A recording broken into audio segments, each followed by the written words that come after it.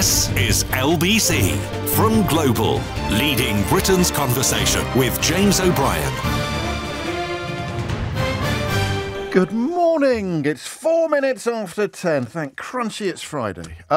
I am going to dive straight into the schools this morning, but there's some other interesting stories around that. I think I will, for once, be like a professional, proper grown-up radio presenter and give you a little taster of what's coming up later on the programme. There's a former Conservative MP who's threatening legal action against academics who have identified one of her ancestors as a slave owner. I think that is one of the most interesting stories that we've stumbled across in years, and it's my job to make you share my level of interest in it. So stick around for that, particularly if you have a particular interest in the broader issues. I've got a feeling it's something that's going to be spoken about a lot more in the coming years. I certainly hope so, because it flipping well should be. And then I like the RSPB story as well, because it seems to me that the forces dedicated to opposing the truth are on the march once more after the glorious victory of Brexit for people opposed to the truth, and the elevation of Boris Johnson and then Liz Truss. We're back to, do you remember when they were all attacking the National Trust for telling the truth? All queuing up to say, I don't want the truth when I visit a National Trust house, I just want a scone. Or a scone. That's not quite a phone-in. And they're doing similar with the RSPB now. So the RSPB quite rightly called out about a few Tories as barefaced liars when it comes to promises not to reduce environmental levels, environmental protections. And then partly because, again, of the forces opposed to the truth having such sway and influence now in this country, that they've issued a sort of apology. I say sort of because they haven't taken down the original tweet, which wasn't in my way of thinking offensive at all. And do you know what? Guess what? Go on, have a guess. I am actually a member of the RSPB, a family membership, no less, of the RSPB, and I heartily recommend it to anybody and or everybody. 6 after 10 is the time. But we begin with schools. Don't all ring at once, all right? But I need a builder to tell me what's going on, as much as I need teachers and parents and indeed possibly pupils to tell me what's going on. So you as a builder could perhaps tell us that this is a little bit of an overreaction. 6,000 youngsters tomorrow facing a return to remote learning. In the great scheme of things, it's not a massive number. It's not a massive proportion of the country, but you can see why it's headline news. As the new term is poised to start, they've chosen this week to tell 104 schools, colleges and nurseries to close parts of their sites amid fears that they are at risk of collapse because of the concrete they were built with. And the overall number could be much, much higher. I mean, it could essentially apply to any building built between the 1950s and the mid-1990s. It's the Standing Committee on Structural Safety that has noted this type of concrete is very different from traditional concrete, and because of how it was made, it's much weaker. So we begin with that. 0345 6060 973 is the number you need, if you can just talk us through the building elements of it. But I want to do two slightly broader questions prompted by this scandalous development. And I think I'm suffering a little bit to the it's suffering a little bit from the, well, it didn't do me any harm syndrome. So you think I used to point out when we were discussing things like this that my fee-paying school had some classrooms that were put up in the 1950s, essentially porter cabins that were put up in the 1950s as temporary structures, but were still there in the late 1980s when we were studying, at which point I would say, well, it didn't do me any harm. And if I was in a boastful mood, I'd say, I still got an A in my O-level Latin. But I do think that the environment in which you're taught is important. And the reason how I know that is because the environment in which you live is important. And the environment in which you work is important. Where would you rather be working today? In a leaky porter cabin or in a state-of-the-art multi-million-pound studio? Sorry, that last one's just me. Would you in a leaky porter cabin or in a nice, comfortable office? You will be more productive, I think, in a nice environment. So I do think it matters. But what I don't know for sure is how the school operates. I was a little embarrassed by my own ignorance during the early days of the energy crisis when head teachers were explaining to me that they are in control of the full budget. So the pot from which a teacher's pay must come is the same pot from which the electricity bill must be paid. So I don't think many teachers signed up for that sort of responsibility when they went off to teacher training college, but that is where, if you are a head teacher, that is where you may have ended up. So the reason why you have to let a supply teacher go is because the cost of carrots has gone up. You're either going to have to do smaller portions at school dinners, or you're going to have to lose a special needs assistant in year 7. And the same applies to the energy, because when the energy bills go up and you've been told by government to pay your teachers more despite the fact that they're not giving you any more money, do you see what I mean? You've got a problem. You've got a serious problem of priorities. And this particular story doesn't seem to me to be a failure of maintenance, because if it is defective concrete, there's presumably not a great deal you could have done about it. But I want to open up the broader conversation about how run down is your school or your child's school. Well, that's it. I don't need to rephrase that in my customary verbose way. How run down is your child's school? How run down are our schools? Hit the numbers now. You will get through. 0345 6060 973. I don't know that I've got the second bit quite right yet. But as a teacher, yes, I have. As a teacher, so the first question about the concrete is confined to construction experts. All right, 0345 6060 973. The second question about how run down our schools are is open to everybody, but clearly teachers, head teachers, and parents or recent pupils are going to be rather better qualified to contribute to the conversation than the rest of us. 0345 6060 973. But the final question is one that teachers will have a particular perspective on, but which we might all have a view on. So how conducive to education is the environment of the school? How important is the environment of the school? I can see both sides of this argument with a rare clarity. Because, as I said a moment ago, some of the classrooms that we sat in were awful. And I now throw my arm in the air like Robert Lindsay in GBH and insist that it didn't do me any harm. But who knows how well we would have done if we'd been in nice classrooms. I remember when the language labs opened at my school, and you had little headphones. This would be about 1988, and it was like the deck of the USS Enterprise. You put on little headphones, and you had, I can't even remember why, but you'd be sitting in segregated little booths, and they called it a lab. It was the language lab. And I mean, I'm sort of thinking, wow. But looking back, I don't think my Spanish was any better than it would have been if we'd been sitting in a Victorian classroom with a teacher at the front lobbing board dusters at us. So I'm interested in that. I don't think there's a definitive answer to that question, but I don't like, the older I get, the more I find myself fighting back against that urge to say, well, it didn't do me any harm, or a bad dose of the my dayitis, when you think because that's how we did it when we were young, that's the only way and the best way and the necessary way to do it now. That's just silly. We know that's silly, but it's a good question. How important is the environment? If the roof is leaking, will you get a lower grade than you would if the roof was not? And how do we know? 0345 6060 973 is the number that you need. Chartered structural engineers also welcome to call in on the concrete question. I mean, when I say construction experts, it's a very broad church into which the entire congregation is invited. But looking at, I mean, you know, I've been writing a lot about sort of structural collapse within government and the collapse in what we might once have loosely described as standards in government. But there's an infrastructure issue here as well. You look at the state of some hospitals, some of those stories are chilling. A failure to invest over years now, over 13 years, is, well, these are chickens that will be coming home to roost for generations. Waiting lists, for example. One of the reasons waiting lists are so long, despite the fact that the NHS is still a recipient of a lot of money, is because it's all being spent today. None of it's being spent on 10 years from now. It's not being spent on infrastructure or equipment, which would reduce waiting lists in the long term. Instead, it's just being spent on patching things up and keeping the ship afloat for another day. A failure of investment brought on by a reduction in real terms in funding. And schools are probably the same, aren't they? Not as urgent, I wouldn't have thought, to have, I don't want to say luxurious, but commodious. That's a nice word. Have I used it correctly? to have commodious classrooms, not as important as having commodious wards, but I'd have thought it mattered. So there we are, 3 questions for you. The first, talk to me about concrete.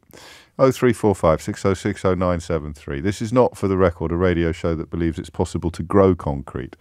I believe such diversions exist. Question number 2, what is the state of the school? Like the physical infrastructural state of our schools, how bad is it? 0345 606 0973. And finally, how important is the commodiousness? I'm going to check this word in the break and find out that I've used it completely incorrectly. It probably refers to commodes. How important is the commodiousness of the classroom? A quick text. If the roof of your office that you're working in now was leaking, how would that affect your show? Asks Fabio. I don't know, Fabio. I think it would. Clearly, I'd be distracted. And obviously, I mean, to take you literally, there'd be quite a strong chance of a major electrical explosion. But when I was doing the show from my shed, I don't think the shows were as good as they are when I'm not. I mean, it was a unique set of circumstances anyway because of COVID and the fact that we only really had one topic of conversation for the weeks that I was confined to my shed.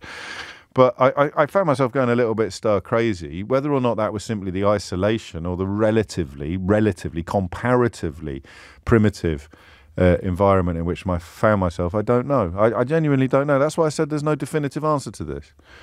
But if it was an office job, if it was a 9 to 5, it's like if it's cold.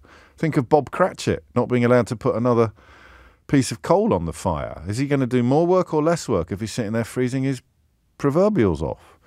0345 6060 973. It's 10:16. James O'Brien on LBC. James O'Brien on LBC. 19 minutes after 10 is the time. How surprised would you be? Okay, true or false game this. How surprised would you be if I told you that one of the first things the Tories did after getting into power in 2010 was to cancel scores of multi-million-pound school rebuilding projects? More than 700 school building projects cancelled when Labour's scheme Building Schools for the Future was essentially abolished by Michael Gove. I've kind of spoilt the game, haven't I? Too much detail stops it being a good true or false game. So how surprised let's start again. Ignore the last bit, all right?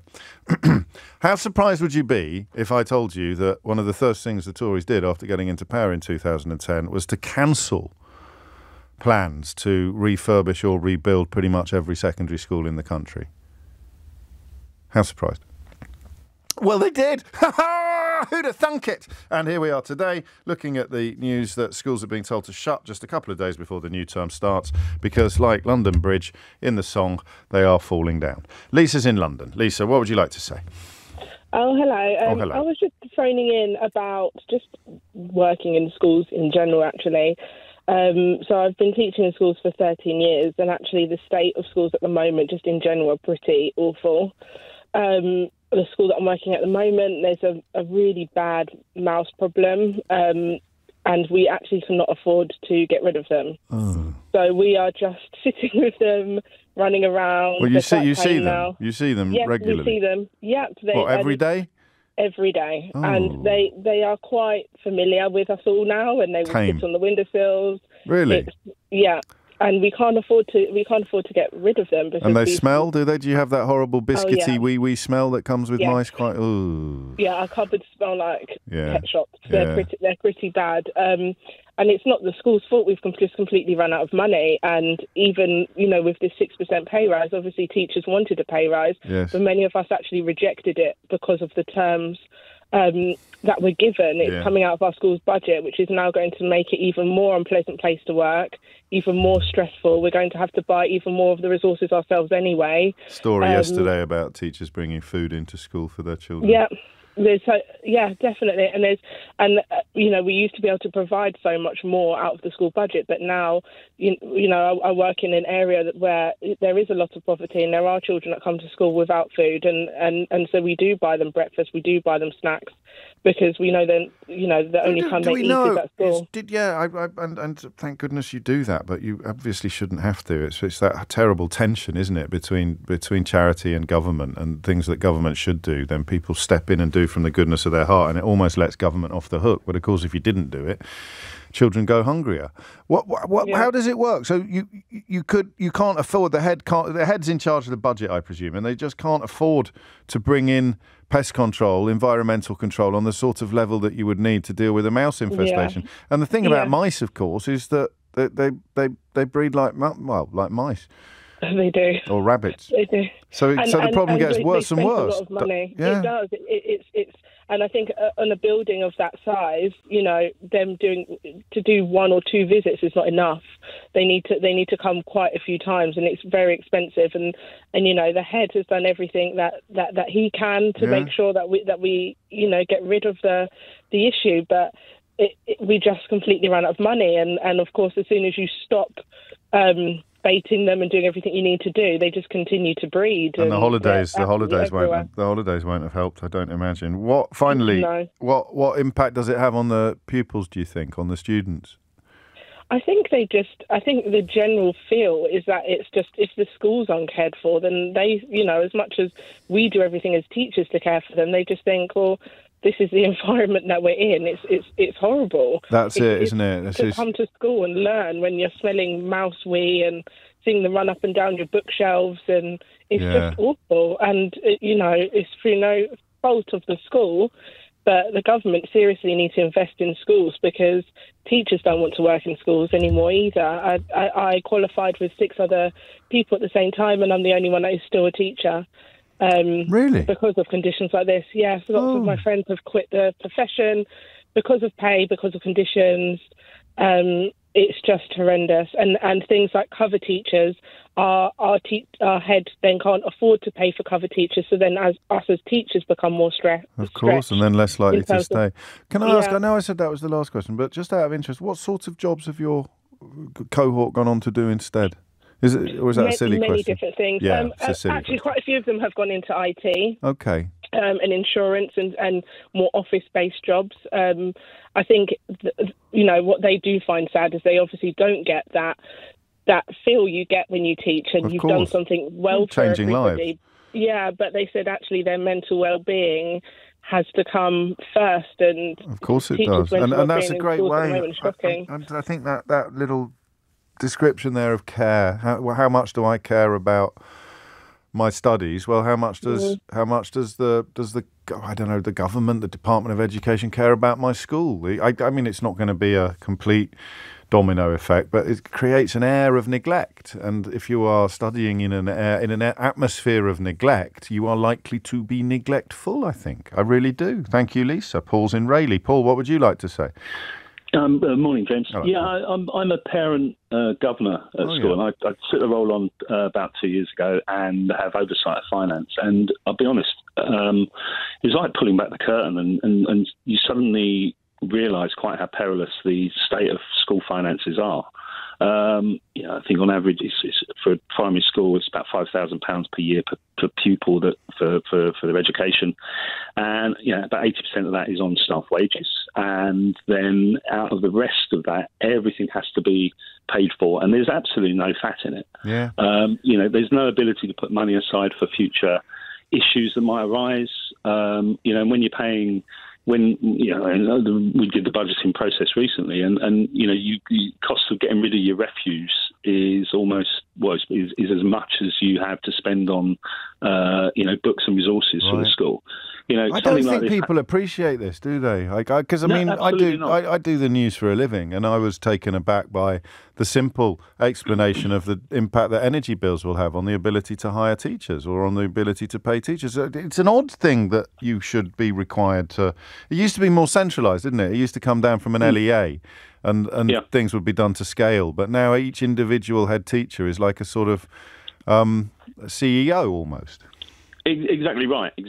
And, it's a real balancing act. And obviously, staff within the school there's their wish list of things they want to do in order to, do the curriculum they want to do and the lessons they want to do. And it's a real balancing act between, what needs to be spent. I mean, when energy bills have doubled over the last couple of years, that's a support teacher out of the equation. And it's not like you can increase your income, that is fixed, and everything else is. So really, we're talking. It's not even a managed decline, is it? It's an unmanaged decline, and it's like everything else. The parents and the pupils only get as far as the head teacher's office with their grievances and their complaints. They don't really reach as far as central government or the Department of Education. But there's no light at the end of this tunnel. Things just, to quote Yeats, WBH, things fall apart. Yeah, exactly, and it's something that's going to continue, and it's this issue with the concrete this year, and then is your school affected by this?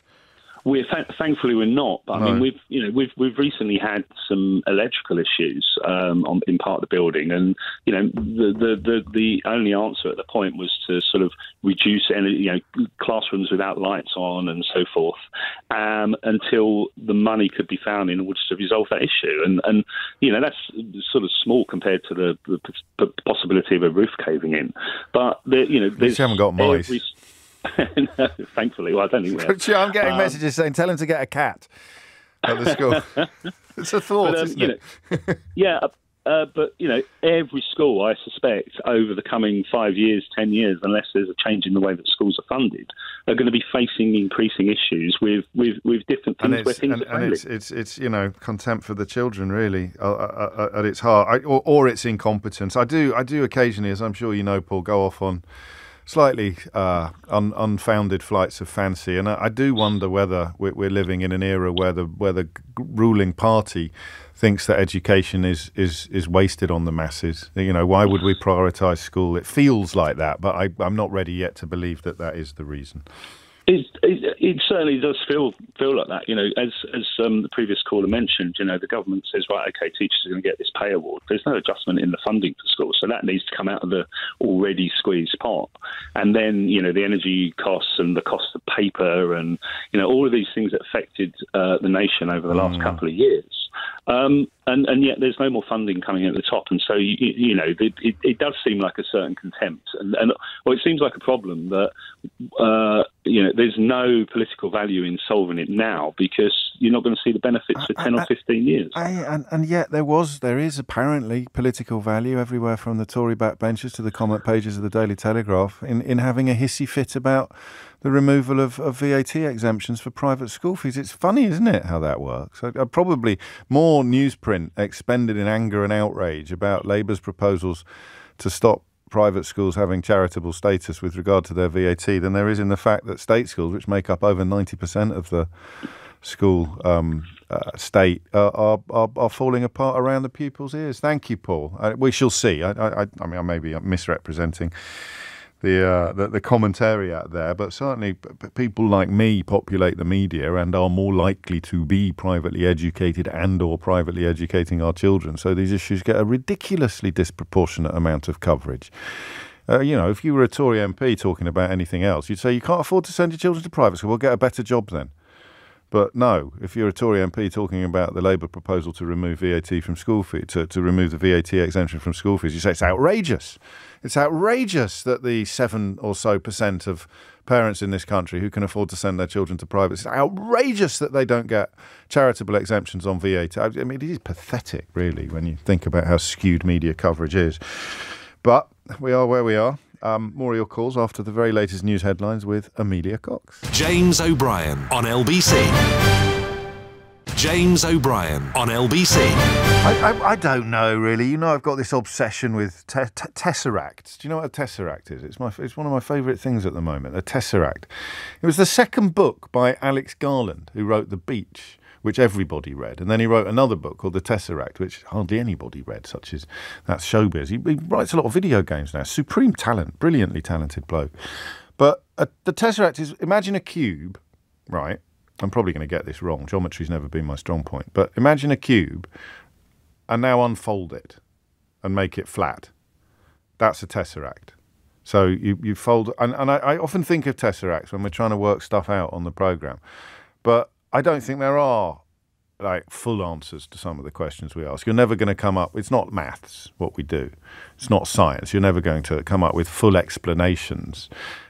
because emotions are involved in politics. I'm just thinking about the energy expended on getting cross about desperate people in dinghies compared to the energy expended on the fact that your children's schools are likely falling apart around their ears, or they're infested with mice, or they can't afford to fix the electrics. And it is a direct consequence of 13 years of Conservative rule that began with so-called austerity, the big lie at the bottom of many of our national problems now. The idea, as Alexei Sayle famously put it, that the global financial crisis in 2008 was caused by there being too many libraries in Wolverhampton.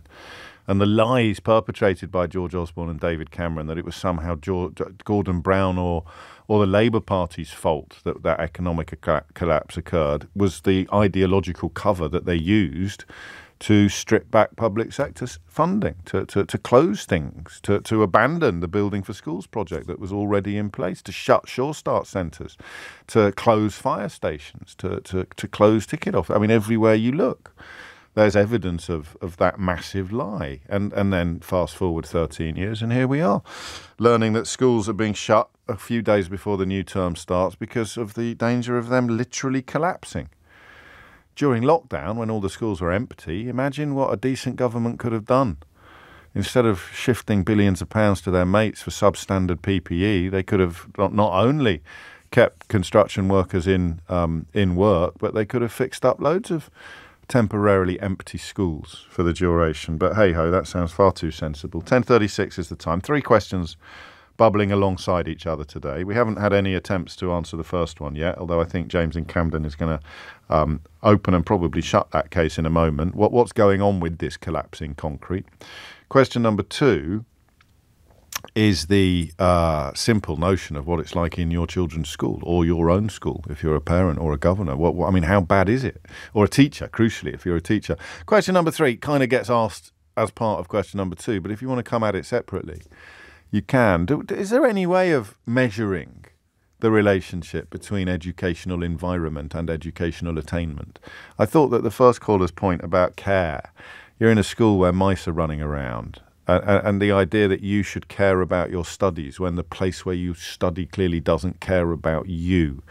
I find that quite hard to resist. 10:37 is the time. Phone lines are open. A couple of phone lines free. 03456060973. James is in Camden. James, what would you like to say? Oh, hi there, James. Nice to speak to you. First time caller here. Welcome aboard. Welcome aboard. I thought I'd give you a shout over this autoclaved aerated concrete issue. I'm a chartered building surveyor. I've worked in London for about sort of 10 or 11 years or so, and previously all over the country.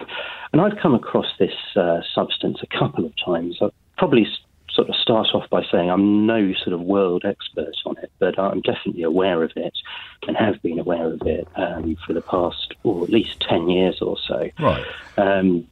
As an industry, this problem was first discovered in the 90s, so we're talking about 30 years ago. Gosh. And autoclaved aerated concrete was invented long before that and really came to prominence in, I would say, probably the 1950s and 60s. That's when you really started seeing it coming into fashion or rage. And when it's first put up, it's not too much of a problem, especially if it doesn't get wet. But after 30 years or so, it is absolutely true. It can just spontaneously collapse without warning, and it's very difficult to predict when and how that will happen. So, I mean, is it a silly question to ask how often it happens?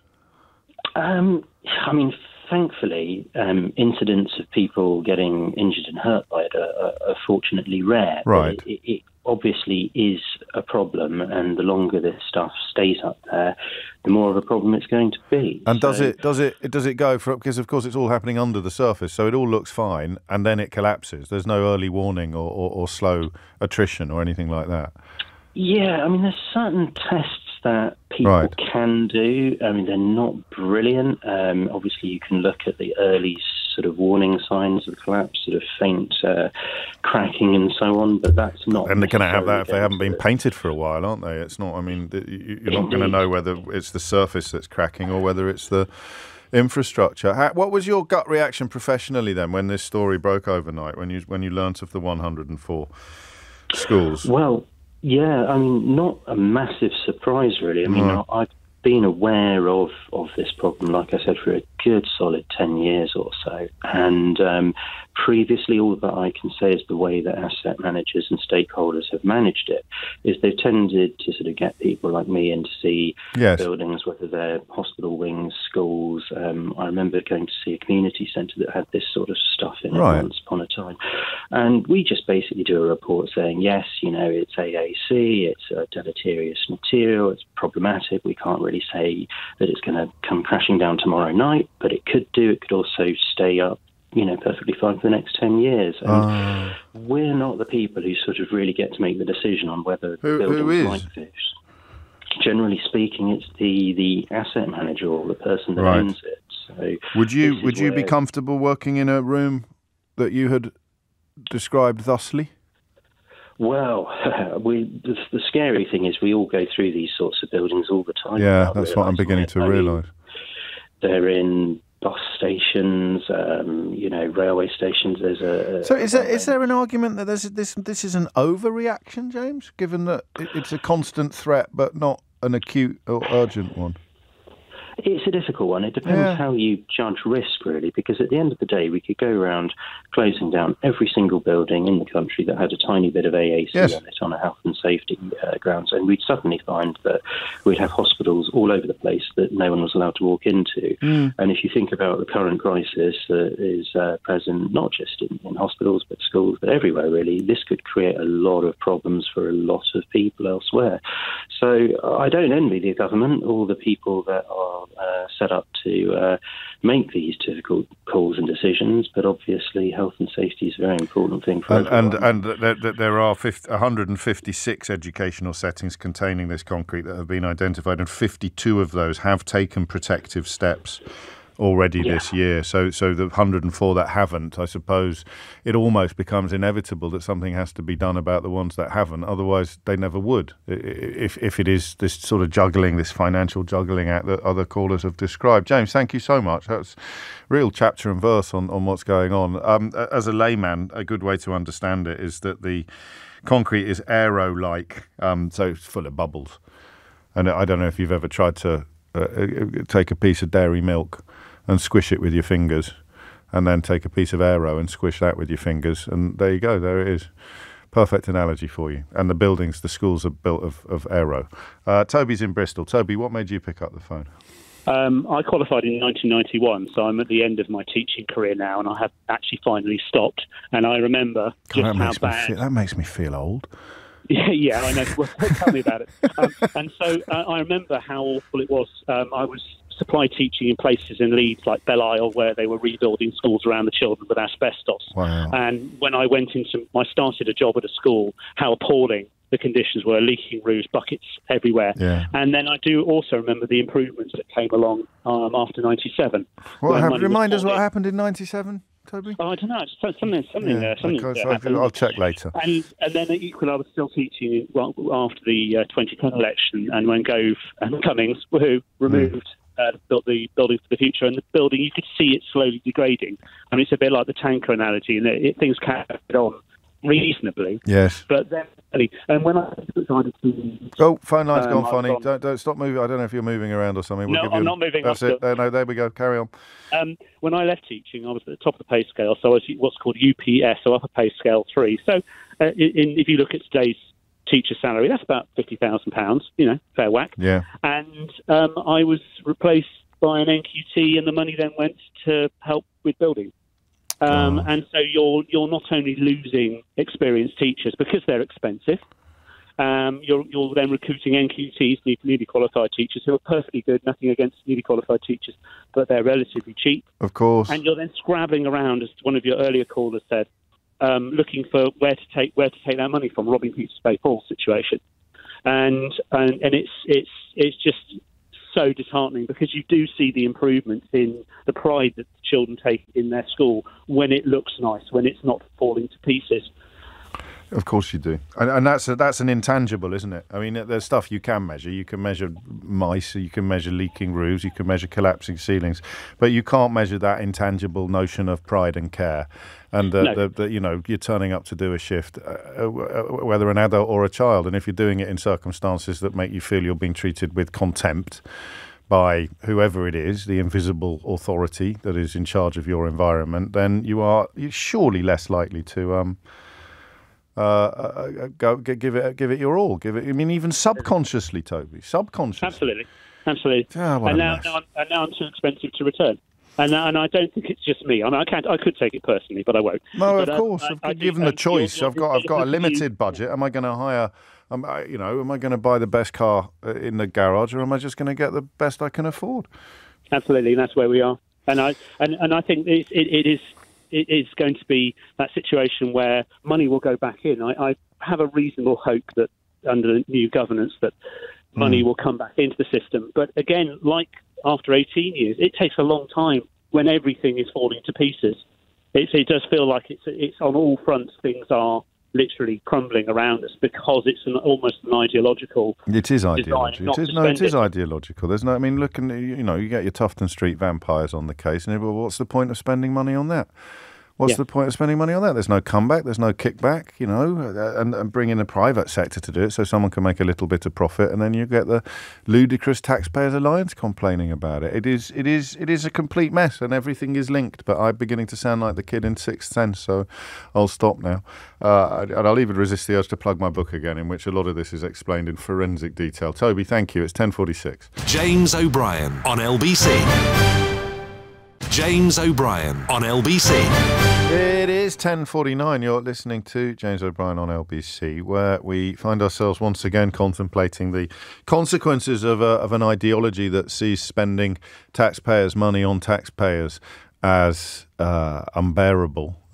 Secretly funded lobby groups masquerading as think tanks, of course, driving the last 13 years of government to a place where, because very, very rich people want to keep more of their money than they currently keep, driving the government to a place where public spending is decimated, and then wondering why schools are falling apart around our ears. A lot of people getting in touch with tales of hospitals as well. Mary getting in touch to tell me that Harrow Crown Court closed completely a few days ago because of building materials issues. Means trials were delayed. Sentencing cases that have been listed for ages were postponed once again. You're likely not to get to court, by the way, if you're a victim of many crimes now, until 2025.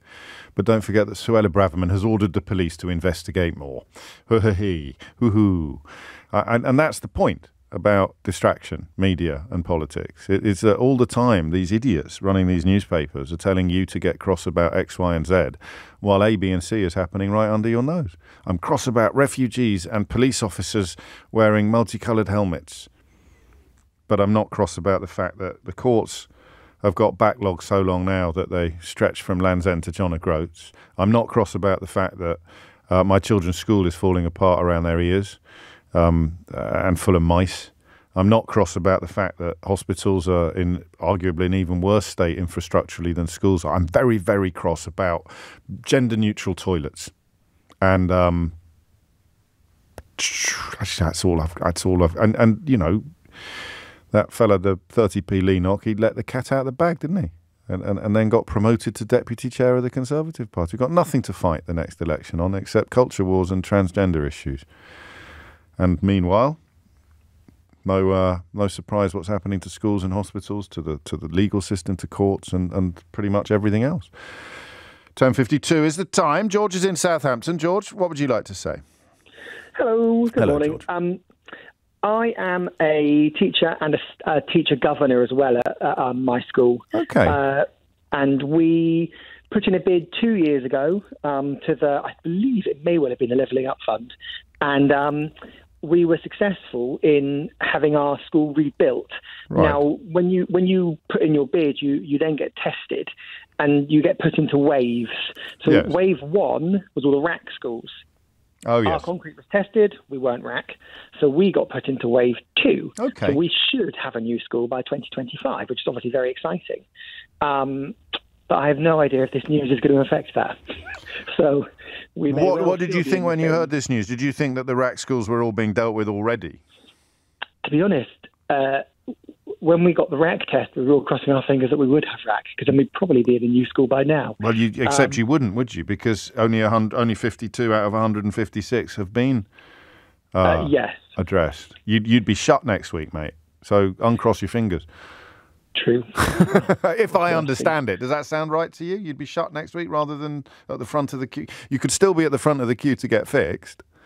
Yeah, I would have thought so. And it's an odd one as well. So isn't it? We're in this weird limbo of spending money and not spending money. So we had to have our whole roof fixed. Right. Which cost a lot of money because it was leaking all over the place and making the school unsafe. Yes. But the school's going to get knocked down in 2 years. Oh, man alive, that sums it up. Yeah. That is it. That right there, that's a vignette for austerity, isn't it? We've had to spend a fortune on getting our roof fixed, but the whole school's in such a state, it's going to get knocked down and rebuilt from scratch in 2 years anyway. That would, if it was your house, you'd go nuts, wouldn't you? You'd drive you potty. Mm-hmm. Oh. Yeah, it's a little bit bizarre. It is a little bit bizarre. But we're really kind of like, painting walls and things like that. We don't want to spend the money on it. But we're in this weird kind of thing where if our school doesn't look nice, we won't get picked by the parents in our local area, and then our funding will go down because we don't have as many children. Is there light at the end of the tunnel? I mean, you're just going to say a new government, I imagine, because you can't imagine any form of repair or reparation kicking in the current climate with this lot who I mean, they don't just preside over this decline, they lie about it when it's happening as well. Surely the light at the end of the tunnel must be court cases. How can they get away with everything during COVID? And they're just getting away with fleecing the British public. I don't understand how it's allowed. Well, no, I mean, nor do I actually, some days, and then other days you remember how complicated it can be, and you need to have the will to do it, and you'd have the massed ranks of the UK media marching onto your lawn and aiming their tanks at your headmaster's office, a school that had the audacity to sue the government, or individuals that had the audacity to stand up to authority that's backed up by the Mail and by Murdoch and by all their little sort of pound shop followers in the broadcast media. It's 10:55. George? Yep. Why am I selling tickets for my gig in Southampton more slowly than everywhere else in the country?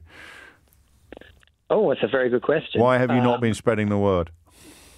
Do you know, I haven't bought a ticket myself, so maybe I'll get on that. It's a mystery to me. It's a mystery to the mayor of Southampton. I don't know if it's Southampton has a mayor. 2nd of November at the Central Hall in Southampton is the one with the most tickets left, would you believe? 10:55 is the time. Ben's in Birmingham, sold out in Birmingham. Ben, what would you like to say? Glad that Birmingham's representing you well, James. Good morning. Good morning. You asked the question about whether it would be possible to sort of conduct a study on the impact that building quality has on educational outcomes. Yes. And there has actually been a bit of a study. It's actually an American study. It's by a man called John Hattie. Okay. He's conducted a meta-analysis of 594 studies on building quality and basically determined that it is likely to have a positive impact on student outcome. And as a teacher and head of department myself, that is not surprising in the slightest, thinking about my own lived experience, especially from the angle of special educational needs students, where the classroom environment is vital. You know, we've got students with such sensitive needs that any slight change in their environment can have a huge impact on the quality of their day and obviously the quality of their, learning that they're doing. Yes. And there's already not enough funding for special educational needs students. Special educational needs schools have been slashed. So this is just another element for us to contend with on a daily basis. Can you anecdotalise it for me? Give me a sort of... go on. Sorry to interrupt. So about 3-4 months ago in the spring sometime, we had torrential storms in Birmingham. We came into school one morning, it was Tuesday morning, and as soon as I walked through the door, the whole block, which is a new block as well, by the way, just stunk of damp. And I took one step onto the carpet, it squelched underneath. There's no additional classrooms. We can't re-timetable them for the day. So we've got, radiators trying to dry the floor out. You've got kids sat there literally with water coming up over the side of their shoes because it's everywhere. We'd actually got an IT block as well in the block that I teach in. Laptops destroyed, ruined. That's an additional cost that's going to have to come out of a budget that's already thinly stretched. Yeah. Our gas and electric has gone up 300%. It's just... you asked a second ago to your previous caller, what's the light at the end of the tunnel? And it doesn't really feel like there is one at the moment. I didn't understand COVID. In '97 when Blair, because I was callow. I don't know how old you are, but I was too busy living it up. And education, and that's what they did, isn't it? They came in and they turned schools around, and then for 13 years they've been slowly unpicked, or they've unravelled again. Yeah, well, I only qualified about 5 years ago, but I obviously went to school through the Labour government, or the vast majority of it. But for me, you had a caller quite a while ago about it was a doctor who said it's all he's ever known. And that's right. For my generation of teachers, that's the same with us, with teaching. You're talking about the doctor dealing with unbearable circumstances that would be considered unbearable for an older doctor. Yes, it was his auntie, actually, who rang in, I think, saying that he doesn't know any different. It was his second Christmas on the wards, and he just doesn't know any different. That's the frog boiling, isn't it? You forget when you talk about boiling the frog, you're presuming that you're going from A to Z, but actually, as you remind us, if you qualified 5 years ago, you're already at P. You don't know. You don't know what A to P felt like for teachers. You just know what P feels like as you head at breakneck speed towards Z. Yeah, I mean, you obviously go on the stories that older teachers and more experienced teachers tell you, but it just seems like a different world for some of us. Yes, of course it does. Thank you, Ben. That's very helpful. And I noticed we've got a quick entry for Idiot's Corner as well. This is someone called Lee. He's even added his surname, which is, dare I say, conclusive proof of his belonging in Idiot's Corner. Oh, James, when are you going to realise both parties can't govern, being used to being puppets for the EU, caretakers, and obviously the $5 billion a year on illegal immigrants takes away from the infrastructure being kept up to scratch. Wait and see, Starmer will be useless, says Lee, who thinks that being in the European Union is somehow responsible for the type of concrete that's been used in schools and other buildings in this country since 1950. Well done, Lee. 10:50, right, then welcome to Idiot's Corner. I have a feeling you might get a season ticket. It's coming up to 11 o'clock. A really interesting one next. James O'Brien on LBC. James O'Brien on LBC. It's 3 minutes after 11 and you are listening to James O'Brien on LBC. I find this conversation fascinating, or rather this subject fascinating, and I want you to think about it, all right? I properly think about it before ringing in, because I sometimes find my mind changes in the course of contemplation of a single story. You start off perhaps seeing a headline or hearing me tell you what the broad subject matter is, and you think you know what you think, and then you look a little deeper into it and you find, well, it depends what you're built like, doesn't it? It depends whether you like thinking or not. And I know that can sound condescending, but it really isn't. I completely understand the attraction of not thinking. I mean, first of all, you get a job on GBBs, and they're quite lucrative, I'm told. The simplicity of existence, when you just pick an opinion and stick to it regardless of the facts, is not hard to understand. I can see how it can be quite seductive. I don't understand how they lead to the next one. I don't understand how being wrong about vaccines or thinking that COVID was a hoax leads to you believing that the World Economic Forum is up to no good, or that 15-minute cities involve anything other than traffic calming measures, or that environmental initiatives like the ULEZ scheme is somehow fraudulent, or I mean, whether it works or not, it's clearly designed to improve air quality. The idea that it's designed to do something else is bonkers, truly bonkers. But I guess once you've decided that your opinion will be based entirely upon tossing a coin as opposed to thinking about things, then you start collecting similarly bonkers opinions. So if you like thinking about things, I think this subject is really, really interesting. Antoinette Sambach, I don't know if you remember her. She was a decent Tory MP until that big purge in 2019. She wasn't there for long. She had a Cheshire seat for about 4 years, and she was one of the people that Boris Johnson effectively had to get rid of in order to prevent members of his own party safeguarding parliamentary sovereignty. I don't know if you remember that, when he purged 21 MPs because he didn't want the House of Commons to have any say over the progress of Brexit or the progress of negotiations. So he essentially, he unlawfully prorogued Parliament, and then he had to get rid of all of his own MPs who were not on board with his lies and nonsense. They've all been completely vindicated by history, of course, but it doesn't matter.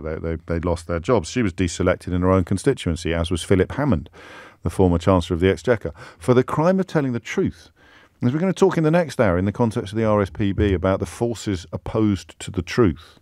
And obviously it begins in modern Britain with Brexit.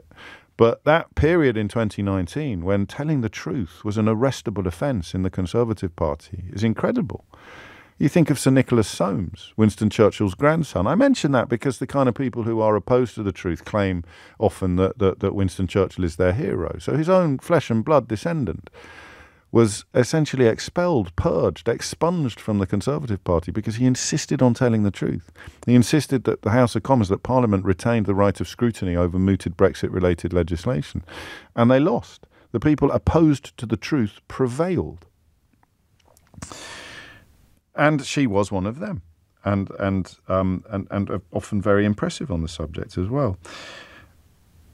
One of her ancestors was a slaver, a slave owner. He was the founder of a company called Sambach Tin & Co., a Liverpool-based company that monopolised much of the Demerara sugar trade in what is now Guyana. This would be during the 18th and 19th centuries.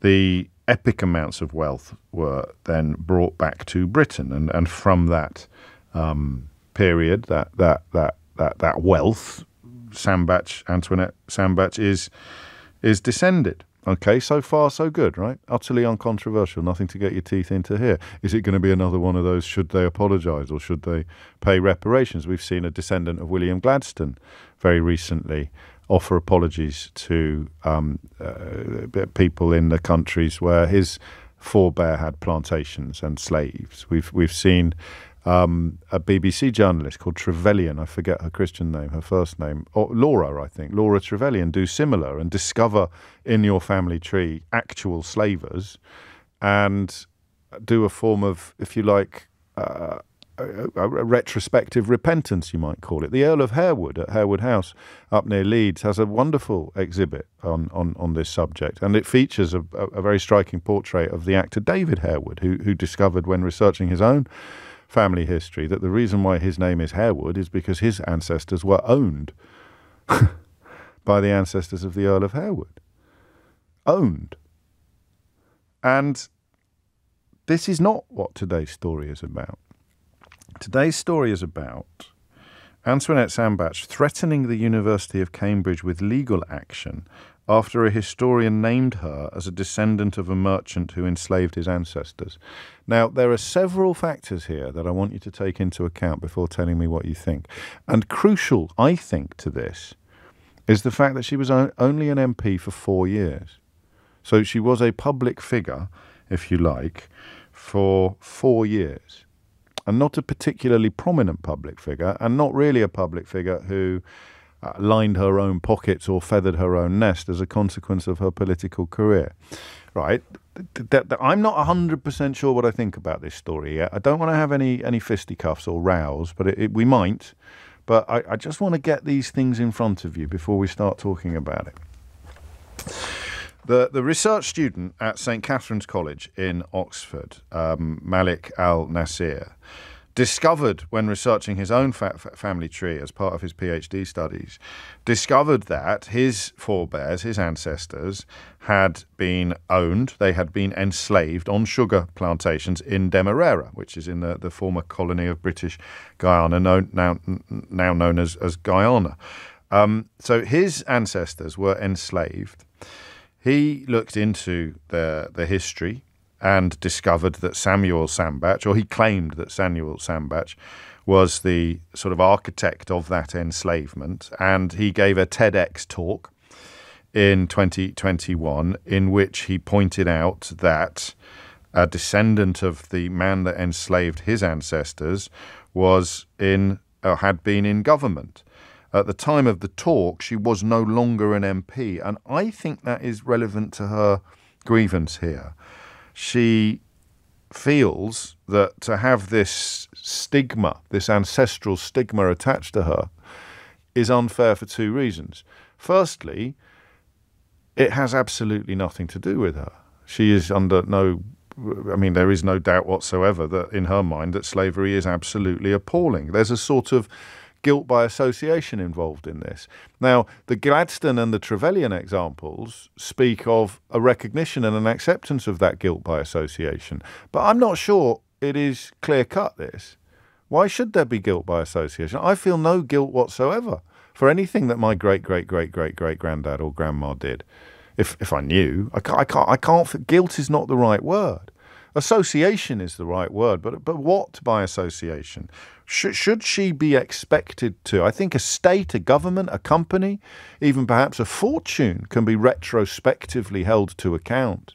But a descendant on an individual, almost moral level, I genuinely don't know. So during the speech that he gave about the research that he'd done, he talked about influential characters within a family, one of which was a sitting MP in Boris Johnson's government, and therefore, in a contemporary sense, the family still had influence. Now my pendulum swings again, you see, because it speaks of how the descendants of men who made their fortunes enslaving other men and women still perhaps have more access to positions of position and influence in modern Britain than A, other people, and B, people who didn't descend from slavers, didn't descend from slavers. So I just want to know whether you, what's the question? Is it, am I asking whether you feel sorry for her? Do you understand her grievance? Or do you think, and this might also be a reasonable position to adopt, do you think she's being very silly?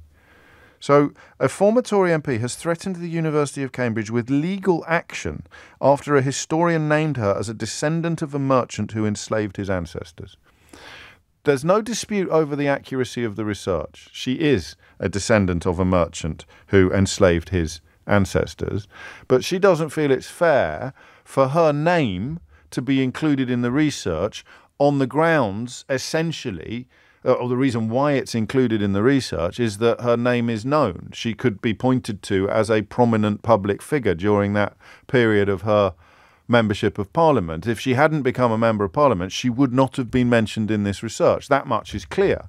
She would be unknown. There wouldn't be a case to be made. Sandbach is not a name like Gladstone that has a historical heft.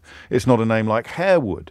It is her contention that it's unfair to her to essentially impute her integrity by association with a slaver ancestor. And I just don't know whether she's right or not. I think the way into this, and you must come at it from whatever angle you please, there's a touch of the Streisand effect going on as well, as Julie points out. We never would have heard of this if she hadn't actually contacted the university repeatedly to try to get herself removed from the TEDx talk film, from presumably the YouTube and elsewhere. But we'll move beyond the Streisand effect and move towards the principles in play here. The facts are undisputed, as I stress, but the question of fairness is what we're talking about, I think, isn't it? I think we're talking about fairness. Is it unfair to name her 200-300 years later in relation to an ancestor who built a fortune on enslavement? I mean, we can come at it from, again, whatever angle you want, but should the university remove her name from this film?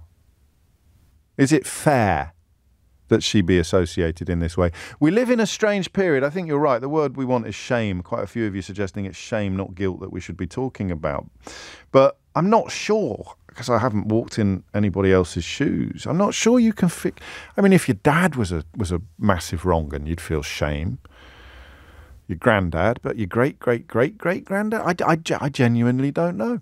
But it is that relationship between public profile and public identification that I think is interesting here. Her argument is, I'm only being named because I was briefly an MP, and that's simply not fair because my attitude to slavery is the same as everybody else's. I think it's absolutely disgusting. So is it fair to name her in this research? And or should the university remove her name from it?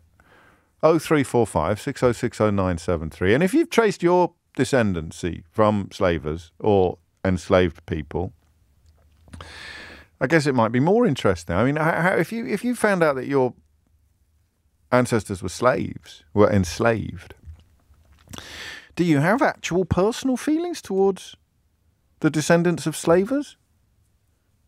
0345 6060 973. There's a lot to cover here, and let's keep it friendly. But it is a lot more interesting than some of the other... Well, all these conversations are interesting. It's a lot more nuanced, I think, than some of the other conversations you have about slavery. I mean, most recently about reparations, which I can tell you how the debate about reparations is going to go. People whose ancestors have or were enslaved and exploited, the consequences of which continue to reverberate through society centuries later, will be told by the people who were not affected by slavery to shut up and sit down. That's how that debate is going to go, but it won't go away, and people won't shut up and sit down. But that's what you'll get. You'll get privileged white people turning up on the telly telling the descendants of slaves to just be quiet and get over it now, despite obviously having really no right whatsoever to do that. But this is a different conversation, a lot more nuanced. 0345 6060 973. Is it fair that because she was an MP for 4 years, her name will forevermore be included in this account of one of the most appalling acts that humanity has ever visited upon humanity? 0345 6060 973. James O'Brien on LBC.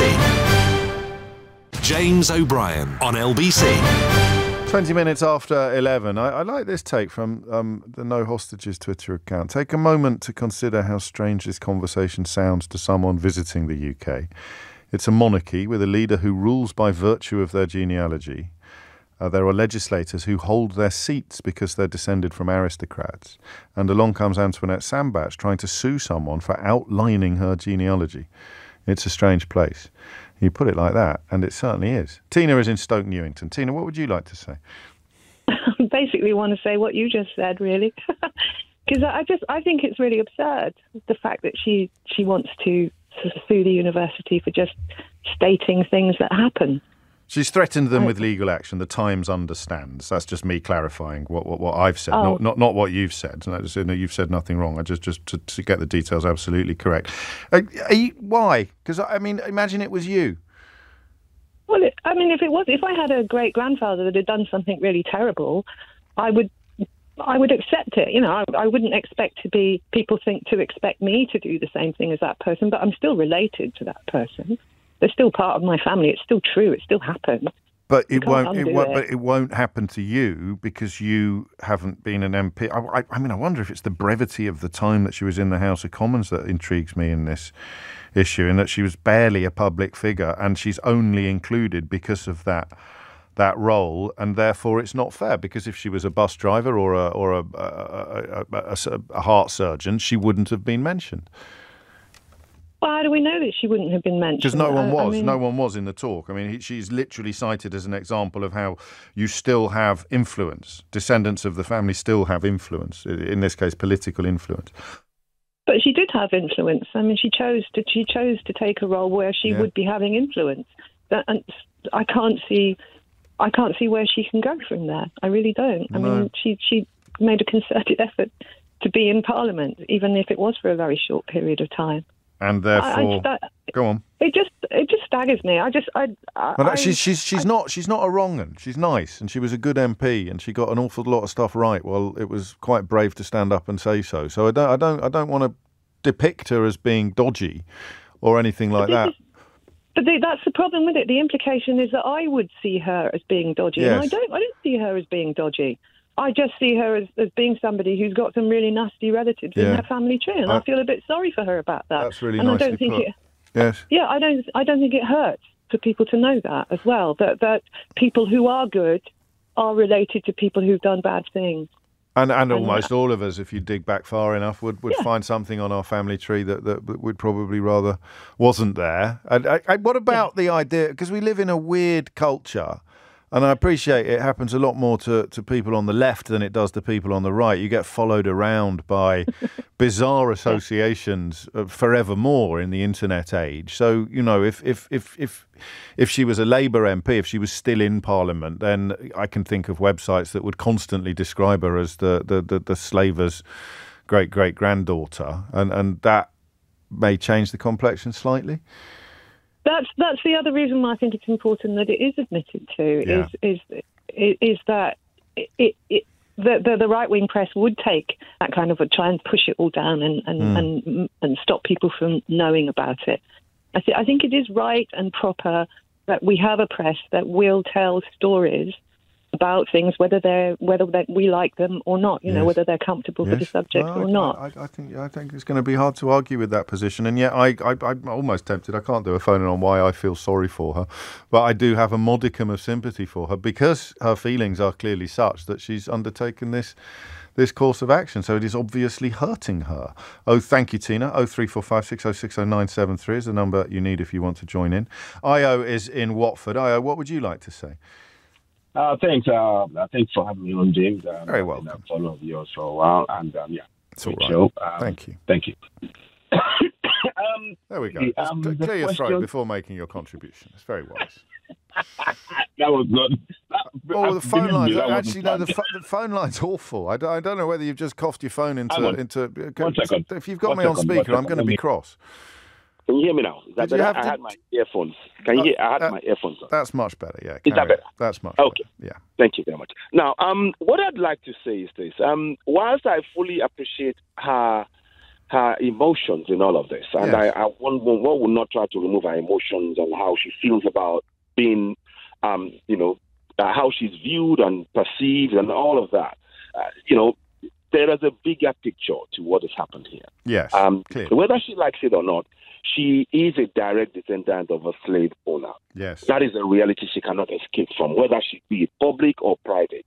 Yes. And what lends more credence to actually being discussed publicly is she has served in a public role. And curiously, the question one would ask is if the descendants had not been involved in, slavery, could that be a natural end result for her? Yes. It's debatable to ask. That's something to ask it. But also, you asked a question, you said something about, is it fair? The question I want to ask is it fair on those who were enslaved?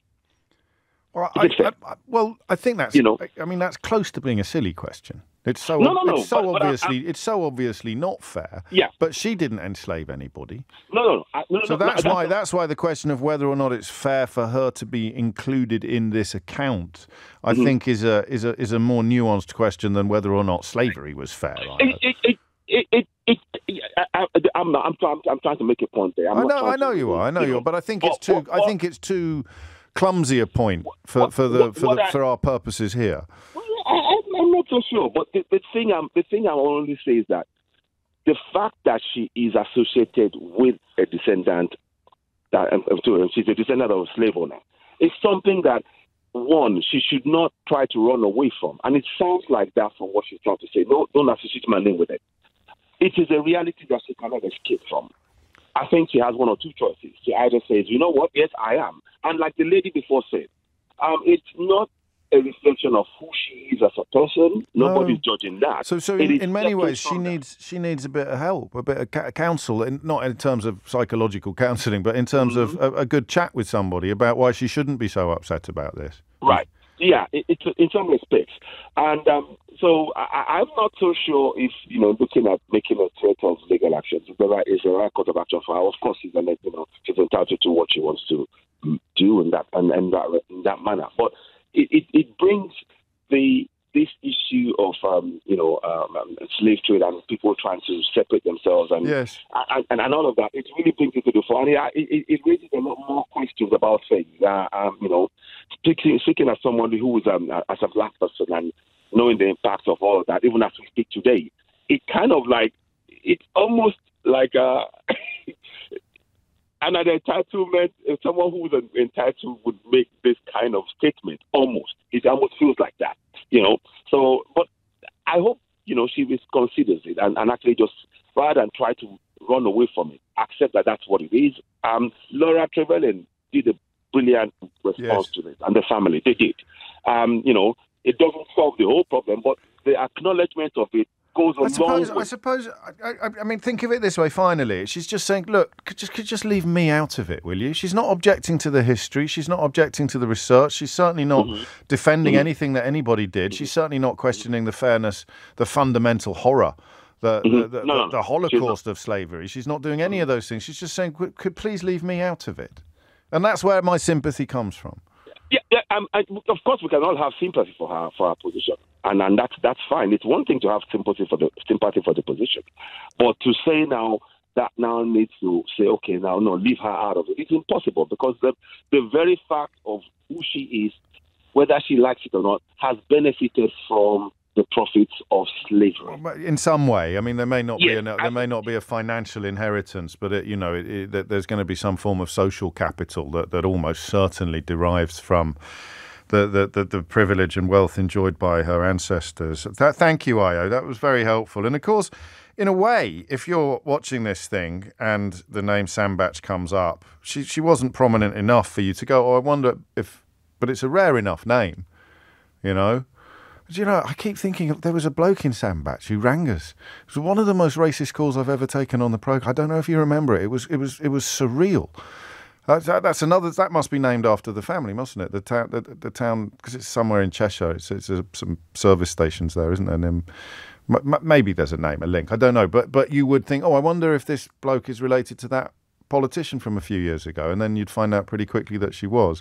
But in terms of it being contained within the lecture, saying, couldn't you just leave me out of it? I don't think it's an unreasonable request, but it may be, as Ayo suggests very powerfully, unreasonable to agree to it.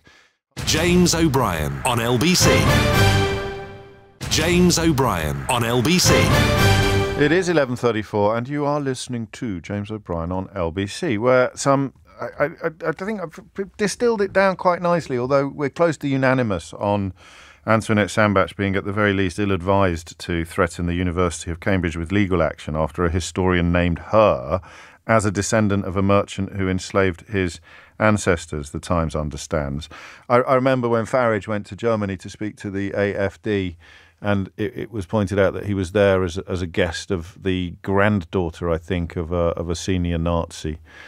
And that seemed to me to be fair, seemed to me to be reasonable, although on reflection, how, because of the political direction that the AfD was determined upon at the time, but there's nothing in Antoinette Sambach's politics that reflects the slavery undertaken, the enslavement undertaken by her ancestors. But I don't know. I mean, how long do you stay? And she's not accountable for it. But if she says, please, why bring me? Please leave me out of it. I understand why she's done it, but I don't necessarily. And I have sympathy for her doing it, but I don't necessarily. In fact, increasingly talking to you, I increasingly think this was probably an unwise course to take. Olita is in Forest Hill. Olita, what would you like to say? Hi, James. Hello. How are you? Very well, thanks. Nice to speak to you. Likewise. After listening for so many years. So I just wanted to make the point. I just wanted to agree with the last part of what your previous caller, Ayo, was saying.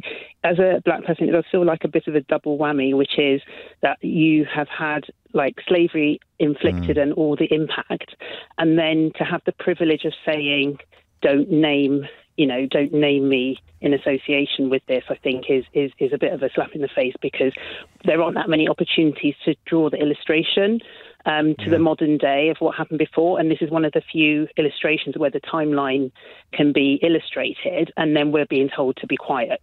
So I don't agree with that. But no. I would like, if you allow me to just give an illustration. I think I understand why you have the sympathy.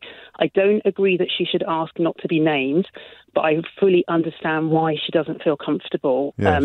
So if you draw a comparison with South Africa and the Truth and Reconciliation Commission, during that process, the whole country together had to go through the process of understanding exactly what had happened in terms of the atrocities, yes, even though individuals weren't directly responsible. But collectively, the nation had to say, look what we've done as a nation, look how horrific this was, look how long it took to kind of truth and reconciliation. Look at all, exactly. But in the UK, we've never had that process of it's all been kind of swept under the carpet. No one wants to talk about it. You've got all these historic buildings, and the nation was built on slavery.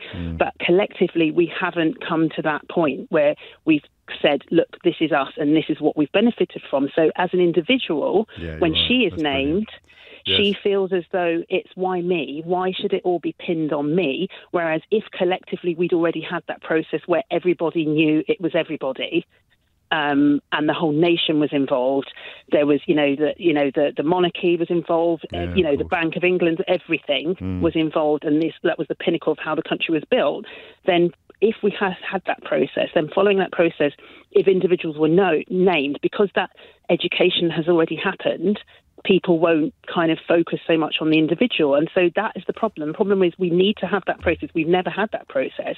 And had we had that, already, then people wouldn't feel like it's personal. And she feels that it's personal to her because not many people are being named individually. No. So it's either... But they should be, clearly. They should be. And I think everybody should be. So people should understand it's not that individual, even if you are naming individuals. But for us as black people, it's not fair to say this crime was committed, but we're going to protect, the history of all the perpetrators by not talking about it. That's like a double whammy. That's like, blaming the victims who are still being impacted for wanting to explore more. Yes. And that's why she feels how she feels. So I understand fully why she feels how she feels. But I think this is the moment where we can start to have a conversation moving forward and say, let's name everybody, and then you're not going to be alone. At the moment, she probably feels alone. Yes, that's a really good way and quite a generous, or at least a sympathetic way of looking at it. But she feels her head has been put above a parapet, and your point is that really there should be so many heads above that parapet that you wouldn't be able to single anybody out. It would be almost not to remove hers, yes, but to just make it more kind of. There's no knowledge. If you ask anybody today, what the impact has been, you get people talking about, there's no impact today. Even when you're talking about taking down statues, and people have to walk past that every day and go, oh, this is the impact of what happened. Look at David Harewood, as you mentioned. That's the daily impact for him. Yes. So people still think that it's, with the Holocaust, you would say, let's never forget. So even when the last Holocaust survivors pass away, sadly, people are never going to go, oh, there's no one alive anymore. So it doesn't matter. But with slavery, it's like, oh, that happened so long ago. No one's alive anymore, so it doesn't matter. But why should it be different? Yes, and I mean that nails the nuance quite perfectly, doesn't it? In that there is a sort of intellectual basis to her grievance, but there shouldn't be. Circumstances have. It. Yes, I can. That's a real. I mean, crikey, had you heard this story before today? No. I was just listening to your show, but your show is like one of those eye-opening shows anyway. So it's like one of those shows, every time you listen to it, you go, oh, yeah, that's a different take on it. That's a different take on it. What a lovely thing to say. Thank you, Alita. Well, that's why I do it, in the hope of getting calls like yours. You're welcome. Thank you. 20 to 12 is the time. I should read out what Antoinette Sandbach has said about it herself on Twitter. I don't follow all of it, I have to be honest, and I don't mean that as a criticism. I think it refers to some things that I haven't come across yet or haven't referred to, but she tweeted a quite lengthy little thread last night. Mr. Al Nasir, that's the researcher, the PhD student who has done the talk to which she objects, is aware that I welcomed his research and I am appalled by the actions of my distant ancestors. I have spent my life as a legal aid criminal barrister and MP trying to fight for people's rights and to help people in need. I would never seek to prevent free speech or to suppress academic research. In this case, I objected to ongoing data breaches by Cambridge University and Mr. Al Nasir, which compromised my personal safety. ICO News, which is the Information Commissioner's Office. This is the bit I don't follow. ICO News. Of the cottages Al Nasir refers to, I bought one in 2015, built two in 2020 and inherited one. It is a matter of public record that I was repeatedly threatened and a number of people were cautioned and one convicted. A number were never caught, including one who threatened to... I did a trigger alert here for some of the language that she uses and the threats that she describes. A number were never caught, including one who threatened to rape and behead me in front of my family. I think this would be going back to the Brexit period when MPs telling the truth came in for astonishing amounts of abuse from mainstream media, and then even more outrageous abuse from autonomous individuals. My house has alarms on every window, a letterbox designed to be fire resistant, and a number of other safety features I am not going to publicly reveal because of the threats to me. My post scanned for safety reasons in the last 10, and she reminds us that in the last 10 years, 2 MPs have been murdered. There is, of course, an ongoing discussion about the legacy of slavery and how that should be addressed. I am committed to understanding fully the detailed history of my family, and I am committed to looking into it further. I am at the start of my learning journey. Although I have been repeatedly told to go back to where I come from, i.e. Europe, as I'm half Dutch, I have not been the subject of racism, and the closest prism through which I can relate is that of women's oppression. Many of the racist tropes of the past were also used to suppress women's rights. For example, Alexander Crummell was the first graduate of African descent from Cambridge University in the 1840s. Women were not officially allowed to graduate until 1948. And I note that Cambridge University has refused to publicly list the names of donors with links to slavery in their interim report on slavery and how the university has benefited from it. So I think from that, and I say again, I'm not fully clear on some of the points being made, but I think that her parapet, the point Alita made so brilliantly, she has already been horribly exposed to public condemnation, ironically, for want of a better word, for telling the truth. While in Boris Johnson's Conservative Party, you'll remember the viciousness and the vileness that, encouraged, I think, in many ways by the likes of the Daily Mail, was directed at these MPs. I think it was the Crush the Saboteurs front page, was it, that referred to them directly? I could be wrong. And that, I think, is why she is upset to see herself once again, despite no longer being an MP, once again being put above the parapet. I don't know whether that adds to your understanding of the issue or increases your sympathy.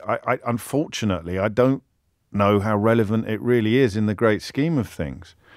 If the argument is, please don't mention me in the context of this because of the unpleasant experiences I've had in the context of something else entirely, I don't know that it addresses the intellectual nucleus of this entire conversation, which Alita just articulated perfectly, i.e., yeah, it is unfortunate for you personally that your head is above the parapet on this issue, but that is actually a consequence of a nationwide denialism surrounding this entire issue.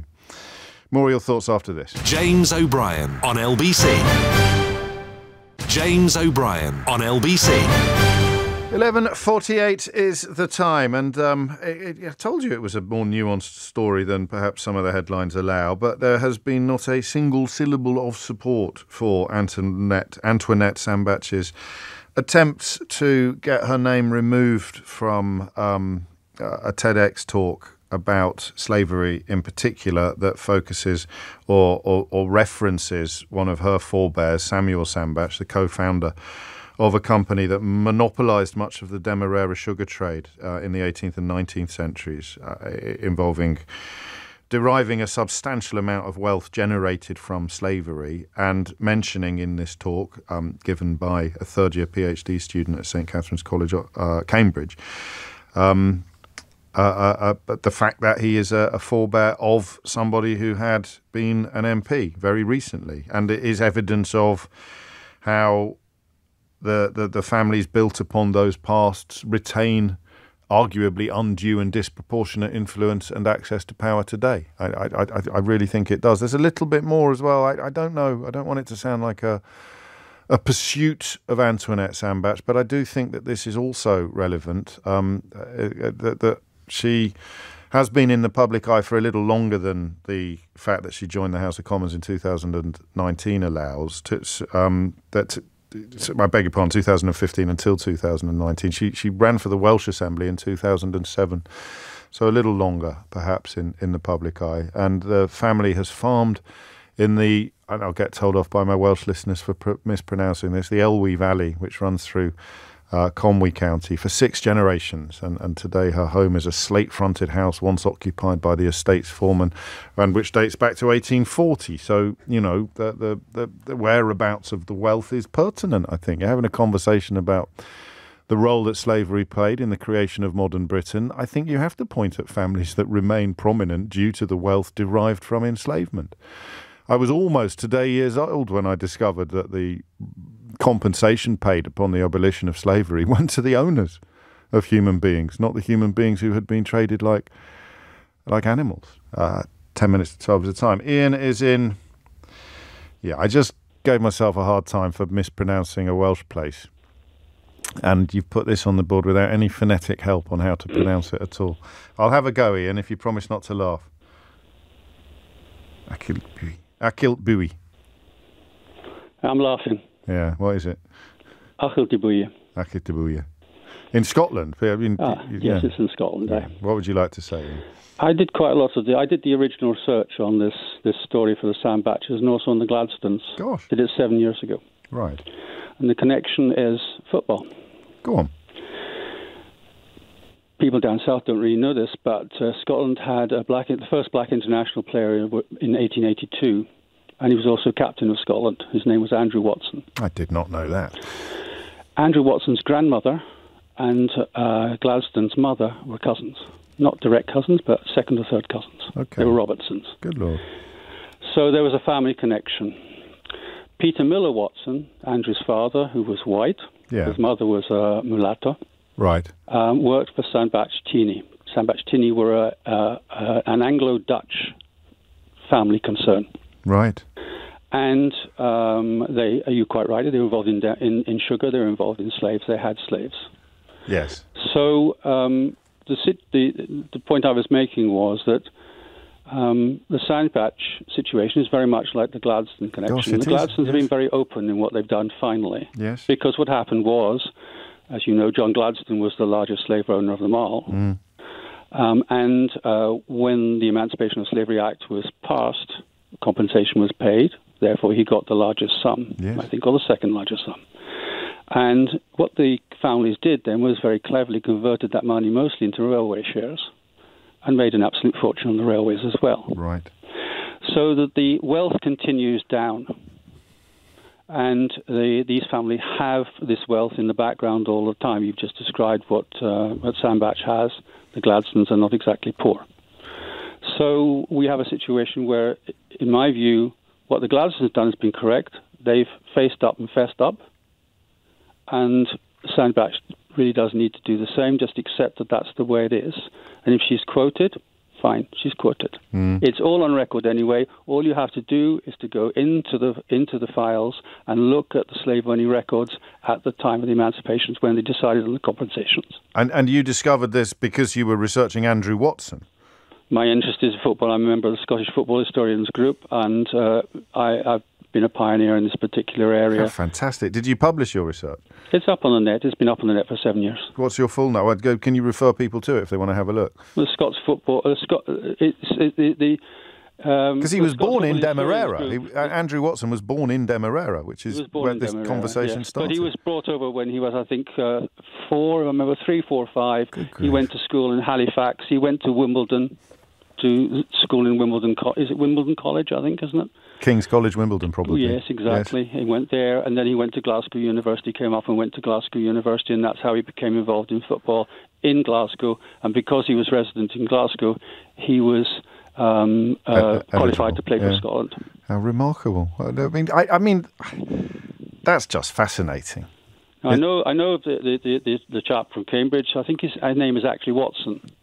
He's adopted a name. It was a Muslim name, but I think his given name in the beginning was Watson. Oh. And I think he might be related to the Watsons in some sort of way. He's certainly traced his forebears to the plantations. Yes, Demerara, and he was involved because we also, as a group, the Scottish Football Historians Group, discovered the grave of Andrew Watson in Richmond Cemetery. It had remained hidden. In fact, it was a guy called Andy Mitchell who did this. And I think this chap from Cambridge was actually at the ceremony when the grave was actually sort of renovated and reopened. What an incredible story. Did someone alert you to the fact that we were talking about this? I listen to you most days. So you know what a Ray Liotta is then? I know what a Ray Liotta is. Well, I really don't need one. You really got one. I'm Ray Liotta, and you're listening to James O'Brien on LBC. If you build it, they will come. Thank you. That's objectively incredible that we were conducting this conversation today that is entirely derived from or descended from, pardon the pun, from research that you undertook because of your fascination. I suspect it is because I did it quite a long time ago. I mean, 7 years ago, 6 or 7 years ago, and it's been up there a long time. And it would be a research. It would become a research resource, wouldn't it?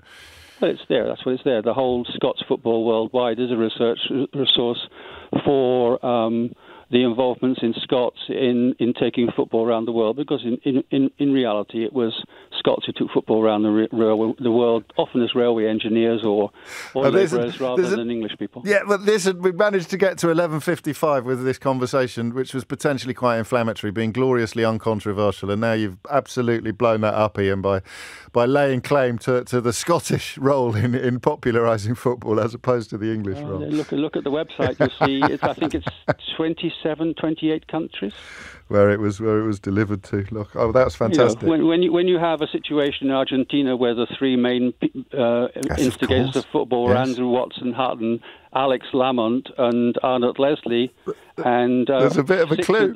Six of the first Argentinian football team were either Scots or the sons of Scots. It's kind of pretty obvious. Huh? Well, yeah, you're not wrong. And who was the lad at Brighton as well who won the World Cup? Was that a Scottish name, wasn't it? McAllister. Yes, Alex, of course it was. McAllister. Yeah, there you go. There's more proof of it as well. Fantastic stuff. Thank you so much for that.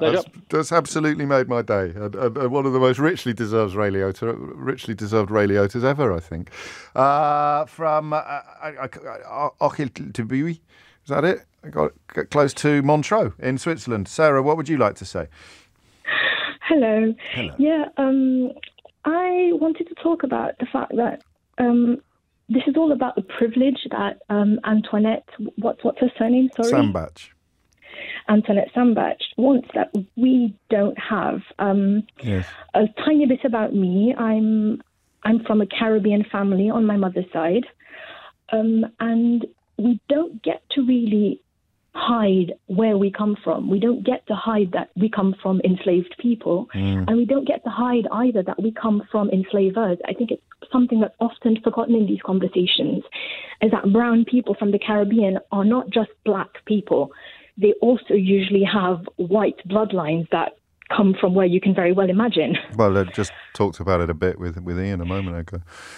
Yeah, and just the fact that she's asking for a privilege that we don't have is. I want to opt out of my personal history.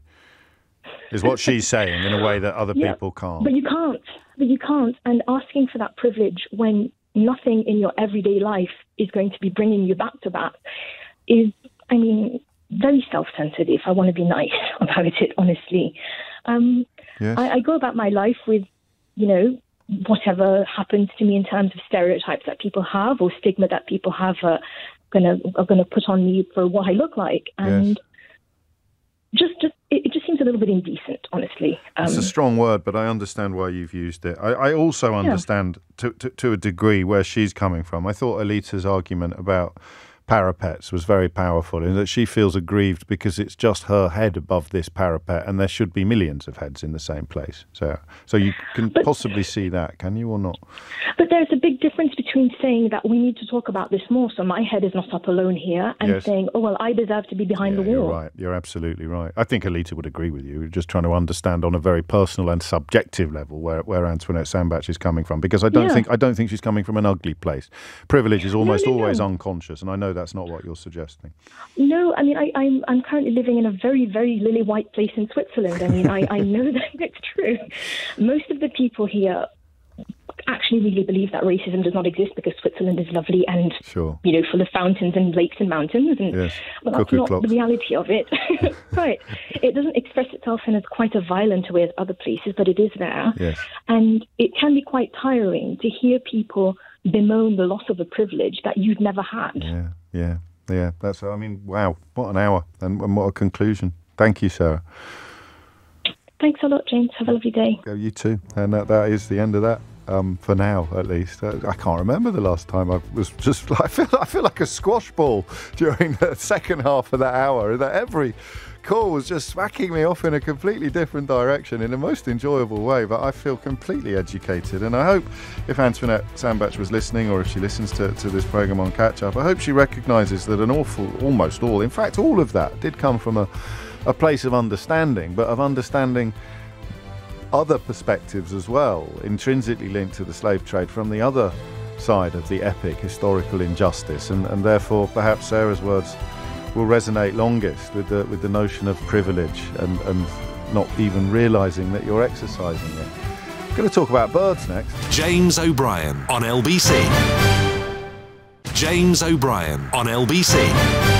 4 minutes after 12 is the time. You're listening to James O'Brien on LBC, where that conversation in the last hour was absolutely brilliant. There wasn't a book, John, on the Scottish football, but Ian's work, Scottish Football Historians Group online will lead you in the direction in which you need to go. So, a bizarre story unfolded online. I just want to read you something from the Telegraph today that you may have missed, because you possibly think sometimes when I talk about the people who are opposed to the truth that I am exaggerating. So this is a piece inevitably in the comment pages of the Daily Telegraph, which are, I mean, in the realms of fantasy writing. They give Neil Gaiman and Terry Pratchett a run for their money, but unfortunately this is allegedly journalism. So someone called Tim Stanley, writing in the Telegraph today, writes, by focusing on old shibboleths like fact and consistency, his old media critics make themselves sound arcane. I'm not sure I've ever seen such a blatant admission, albeit implicit, from a very right-wing journalist that facts and consistency are out of favour, that facts and consistency are old-fashioned and unnecessary. A shibboleth is a sort of custom or principle that distinguishes a particular group of people. So it's usually regarded as outmoded. Just think about that again. The Daily Telegraph, my late father's newspaper, it always pains me to imagine what he would make of what that newspaper has become. In an article essentially blowing smoke up the backside of the Republican candidate Ramaswamy, a peculiarly unpleasant individual running for the Republican nomination in America at the moment. This fellow Stanley writes, by focusing on old shibboleths like fact and consistency. So he's literally writing in a national British newspaper that facts and consistency, focusing on them, makes you sound arcane, makes you sound well out of touch, really old-fashioned. You're not supposed to say that bit out loud. You're supposed to pretend that the people telling the truth are liars. You know, that's how Antoinette Sambach ended up being in receipt of death threats that we referred to in the last hour. The politicians who were telling the truth about Brexit when Johnson and Cummings had them in their sights were the liars. They were the ones not telling the truth. You're not supposed to admit that focusing on fact and consistency is the thing that you're waving goodbye to. And it is of a piece with broader movements at the moment. We touched on the National Trust in the last hour, and there are people desperately opposed to telling the truth about the National Trust. Even Farage has stuck his dirty oar into that issue by claiming that they need to have some sense knocked into what's the National Trust doing, revealing the actual history of the houses that they own and operate. I don't want to hear the history of the house that I'm visiting. I just want to have a nice cream tea. Thank you very much. Incredible, really. So you're opposed to the truth. Here's some truth. We don't want that. Thank you very much. And it is very much of a... So, you know, Grant Shapps, Michael Green, Sebastian Faulds, you can become Secretary of State for Defence in this country, having made your fortune selling get-rich-quick schemes on the internet under a variety of false identities. The truth doesn't matter. Facts and consistency. You don't even have to use your real name to make money in Brexit Britain. Or rather, to end up as Defence Secretary, having made your money under false names in Brexit Britain. So you're opposing the truth, the opposition to the truth. An actual active resistance of truth, while claiming that you are somehow defending free speech or that you are somehow on the side of the angels. It's incredible to watch. I don't think it's going to end up where it can end up, but it's a crucial constituent of fascism or fascist takeovers. The truth becomes undesirable. The truth becomes an untruth almost. You have a complete subversion of well, facts and consistency. It's the only way you can get terrible things over the line in supposed democracies. Dawn Butler getting slung out of the House of Commons for calling Boris Johnson a liar because the rules which put her in contempt were not ever designed to accommodate a liar as egregious and as blatant as Boris Johnson. The system is supposed to, the system of good chap politics doesn't have the space for a Trump or a Johnson. It doesn't have the vocabulary, the bandwidth to accommodate people as morally depraved as those two. It just doesn't know how to deal with it. So Dawn stands up and calls him a liar and gets thrown out of the House of Commons. But of course, she knew what she was doing. She felt, if I don't do it, who will? Sometimes you have got to call liars liars. BBC won't ever do it, sadly, although they're getting slowly and belatedly better. And Dawn, of course, is my guest on Full Disclosure. That you can. It's a new one today being released with Mark Gatiss, actually. It's two absolute corkers, but you can still listen to and watch now. They're on YouTube now as well. You can see it in glorious Technicolor and marvel at the epic failures of both my stylist and my posture coach. To two people who, frankly, should never work again in this country or any other. But I mention this because the RSPB, or RSPB England at least, posted a tweet in which they described Rishi Sunak, Michael Gove and Therese Coffey as liars. It was a very impassioned tweet for the RSPB to undertake. It stuck out. I follow RSPB England on Twitter, and I am indeed a member of the RSPB. We have a full family membership of the RSPB. And the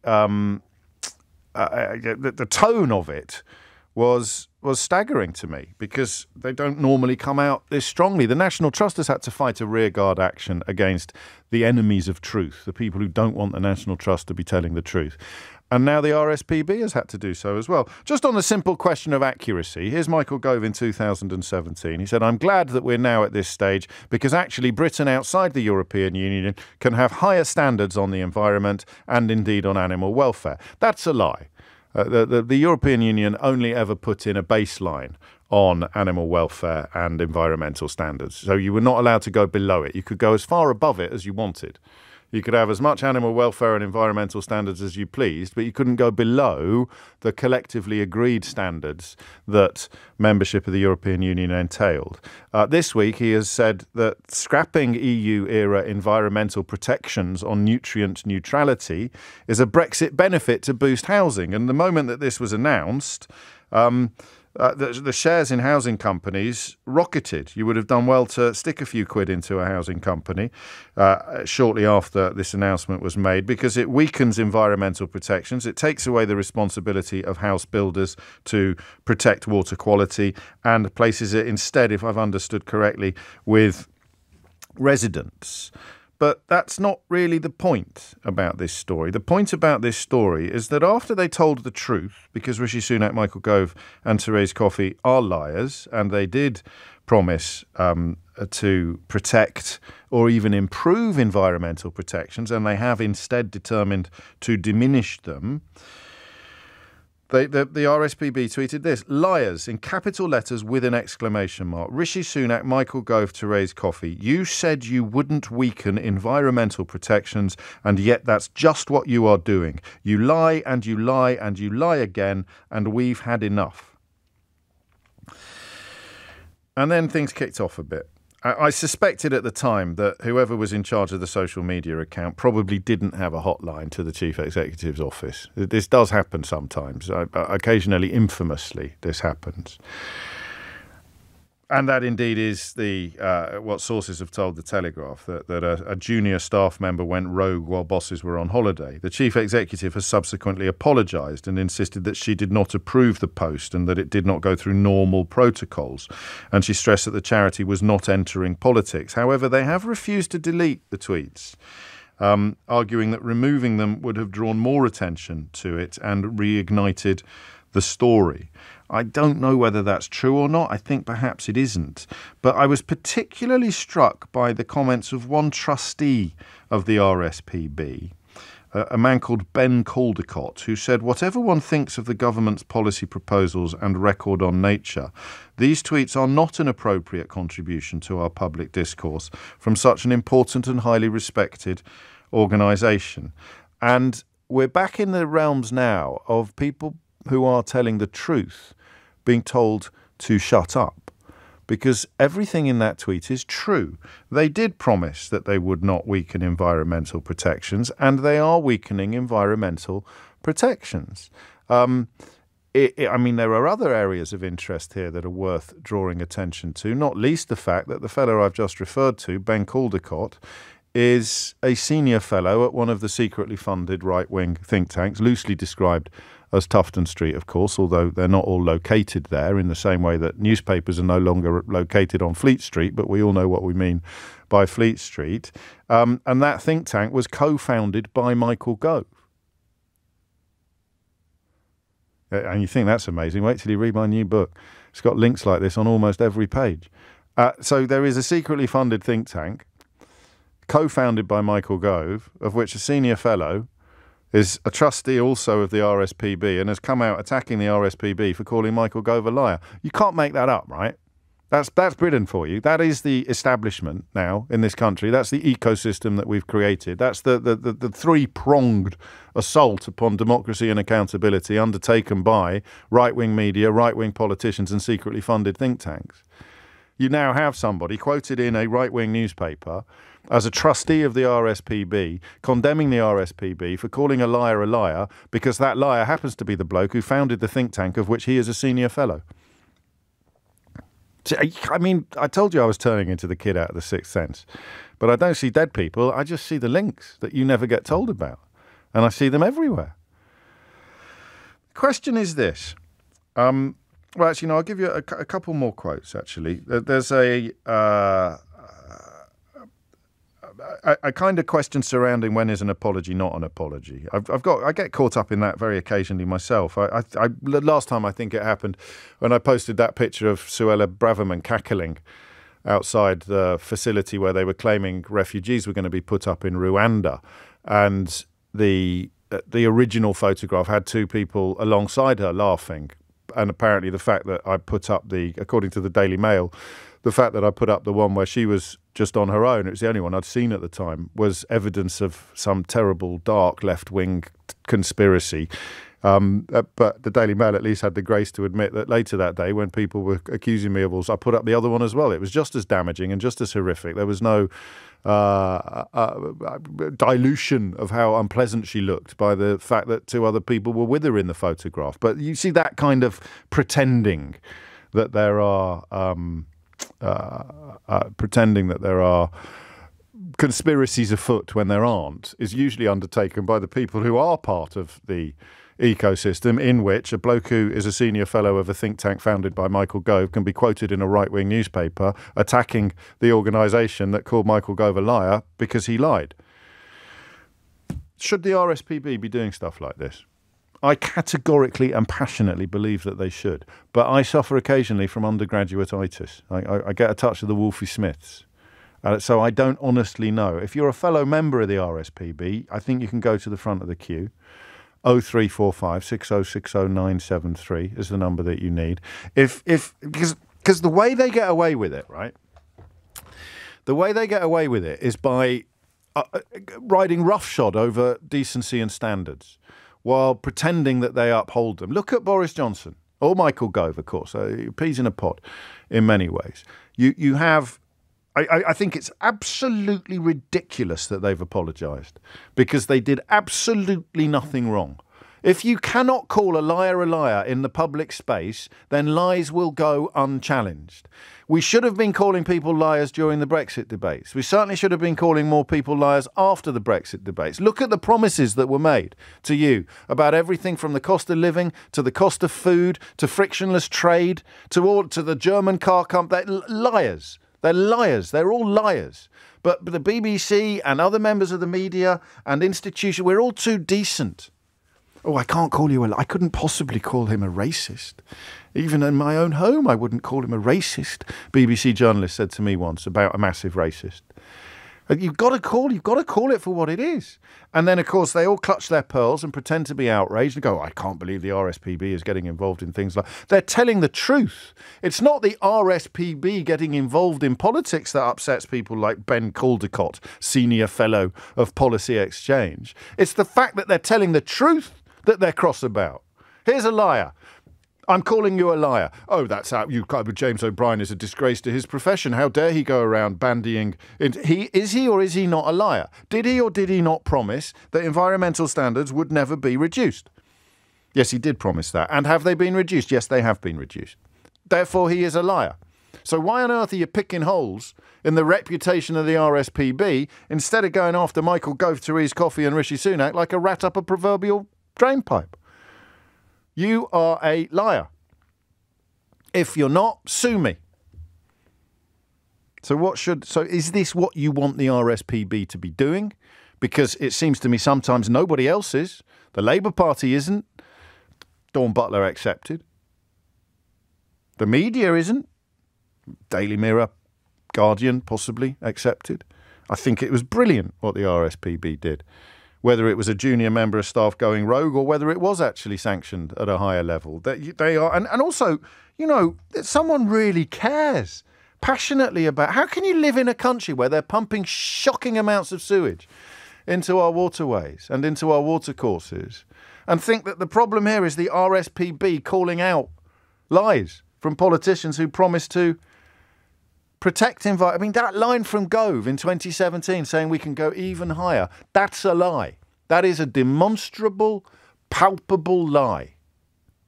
But this Caldecott character, and then I don't even know who, but I can tell you without checking that they will have phoned up some desperate for publicity Conservative MPs to get them to criticise it as well. Probably that Clark Smith character. Oh no, I tell a lie. Mark Jenkinson has called for the Charity Commission to strip the RSPB of its status. The RSPB should be stripped of its charitable status for accurately describing Michael Gove, Therese Coffey and Rishi Sunak as liars.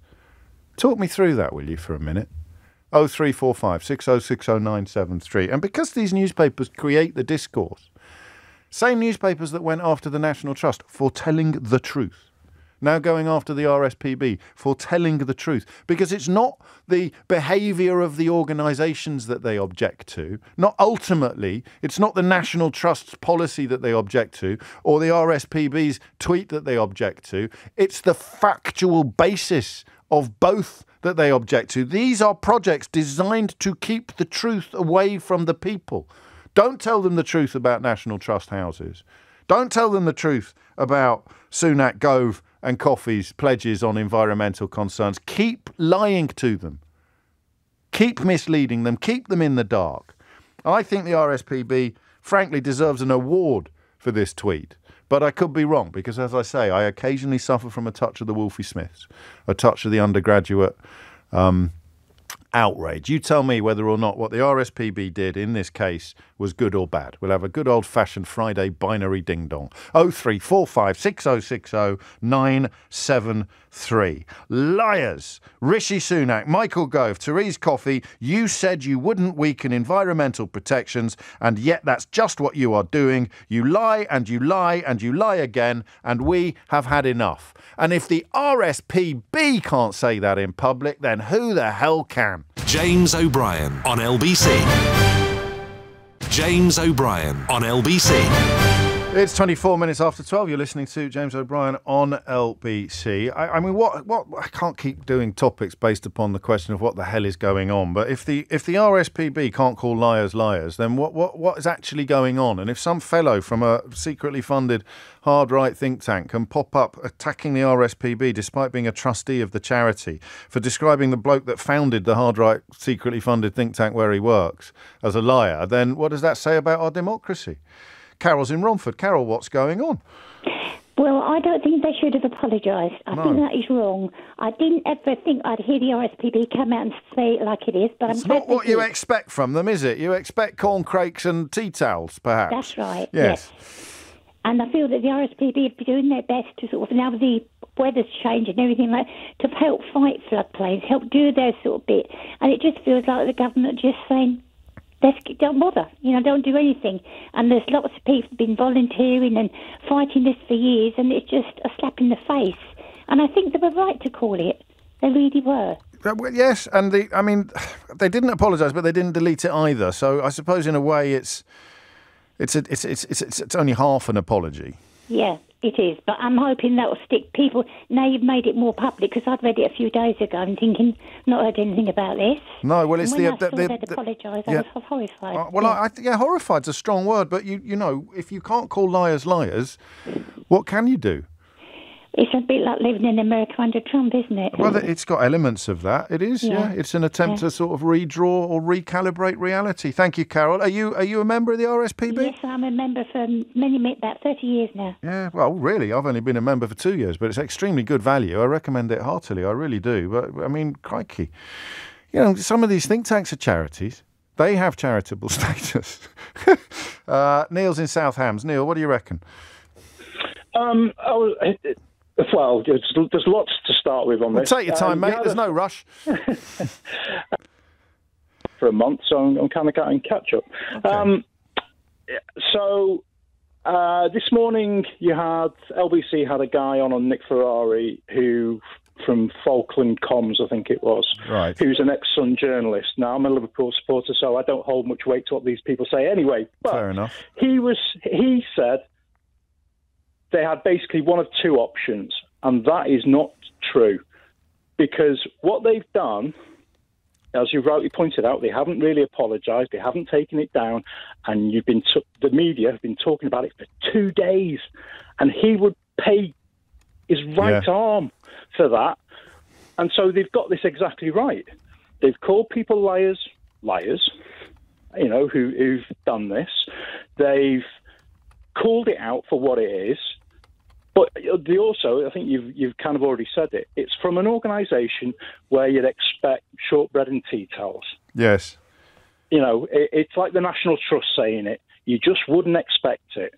No, well, the National Trust has had to get involved in similar agitations as well because of people who are opposed to the truth. It's quite incredible to see the links in a way. Is it true or not? That's not the point. They shouldn't be doing... No, is it true or not? Is it true or not? Yes, it is true. This house was built on the funds of slavery. Or, yes, this politician did promise that they wouldn't reduce environmental protections, and now they have. It's bizarre, isn't it? I mean, I read something... I think it was in The Guardian yesterday. It may or may not have been The Guardian, but I read it somewhere yesterday. That something to do with the charitable status and them getting involved in political discussion, that they're not allowed to do it. Now, personally, I don't really have an issue with this because Michael Gove said we've had enough of experts, but these people are experts in bird habitat and the consequence of actions of this government that's going to affect. So, I don't know, maybe we should be paying attention to experts who actually know what they're talking about. That's a really good point. You're knitting, secretly funded. It's another theme, isn't it? It's who should we be taking our information from? The people who've dedicated their lives to studying and disseminating, or the people who, I don't know, just turned up at the job interview last week and got a job as a fellow? Yeah. Nicely put, mate. You're catching up fast. It's coming up to 12:30. Couple of phone lines free on this. 0345 6060973 is the number you need. Listen, I know I went a bit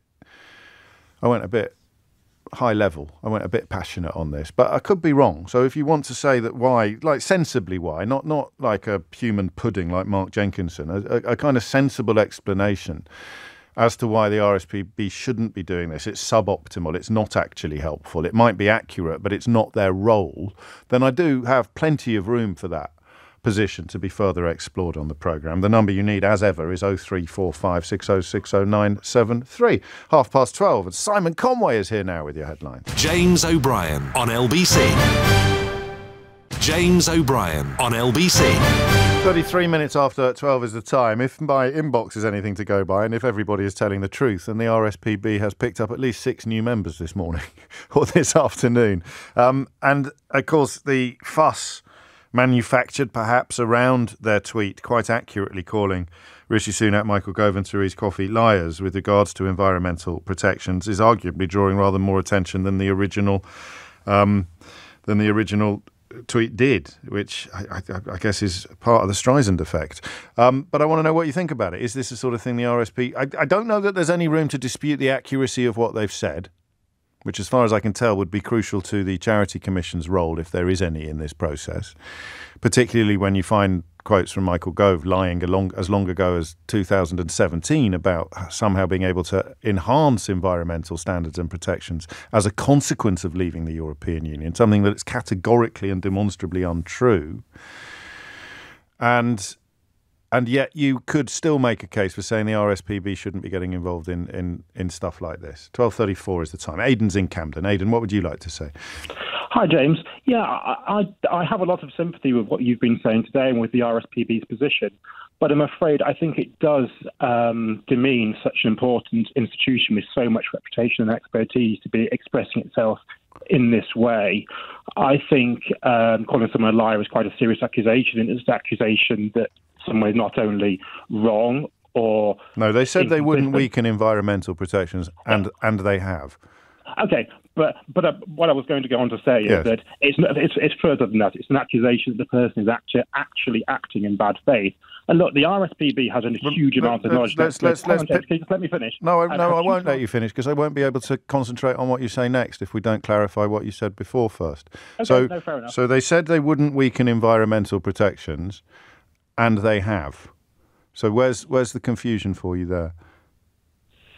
So I think if you were to accuse someone of being a liar and acting in bad faith, what you would be saying is that back in 2017, when Michael Gove said that... That's a different lie. Sorry, this is why it's important that I do interrupt sometimes, so that I can clarify for you what I've said. So that was a different lie. That's just proof that Michael Gove has a history of lying on this particular subject. But on the promise not to weaken environmental protections, that's this year. I mean, that's the last manifesto. That's constant. Okay, no, I understand, but I think now they have weakened environmental protections. So they said they weren't going to do something, and then they did it. What word would you prefer we used to describe the thing they said that wasn't true? I think the important part of what I was going to say was that if the RSPB is going to make that criticism, and by the way, with their expertise and with their reputation, I don't think it's wrong for them to do that. Yes. I think they should make that in a measured, evidence-based way, not on Twitter using this kind of sort of mudslinging language. Okay, no, I understand that. I mean, I understand that perfectly. That's your, what's the word? Well, that's your sensibilities, though, isn't it? Yeah, but I think that's incredibly important. I think everybody's sensibilities are important, but it's not based on anything other than your claim today that you don't like that sort of behaviour on social media. It's not just that. I mean, I think you talk a lot about Boris Johnson and the degradation of standards in public life. Yes. It's undoubtedly broad. I'm afraid I think if we hold ourselves to those new standards rather than the standards that we should be holding ourselves to, then we've really, really lost an awful lot in public life. And I think, fair enough, all of the things that you've mentioned... No, you can't conflate lying with calling someone a liar. Lying is much worse, but I still think calling... So what would you call it? Well, under your reading of more suitable or appropriate behaviour, what would you like to see liars called instead of liars? I would suggest that the way this should be framed is a forensic examination of what the government has said and what they have done and how inconsistent it is. I think that should come and if the conclusion as a consequence of that forensic examination is that they have lied, what word would you prefer? I still don't think in that circumstance... No, I know, that's what I'm acknowledging. I'm asking what word you would prefer. So here is a liar, and you don't like the word liar, and you don't think the RSPB should be using the word liar. What word would you prefer them to use to describe that liar over there? Could you give me an example of the kind of finding that you would want them to have found? So, for example, here is a politician who said we definitely won't reduce environmental protections, and then they did. There's an example. Okay, fair enough. So here's that liar right in front of you, the one who lied about not reducing environmental protections. And we're not going to call him a liar because something, RSPB something. What are we going to call him instead? Fine. So the way that I would frame that is that what the government has done is not consistent with what they said they would do, and we believe they're actually... there's a character limit on Twitter.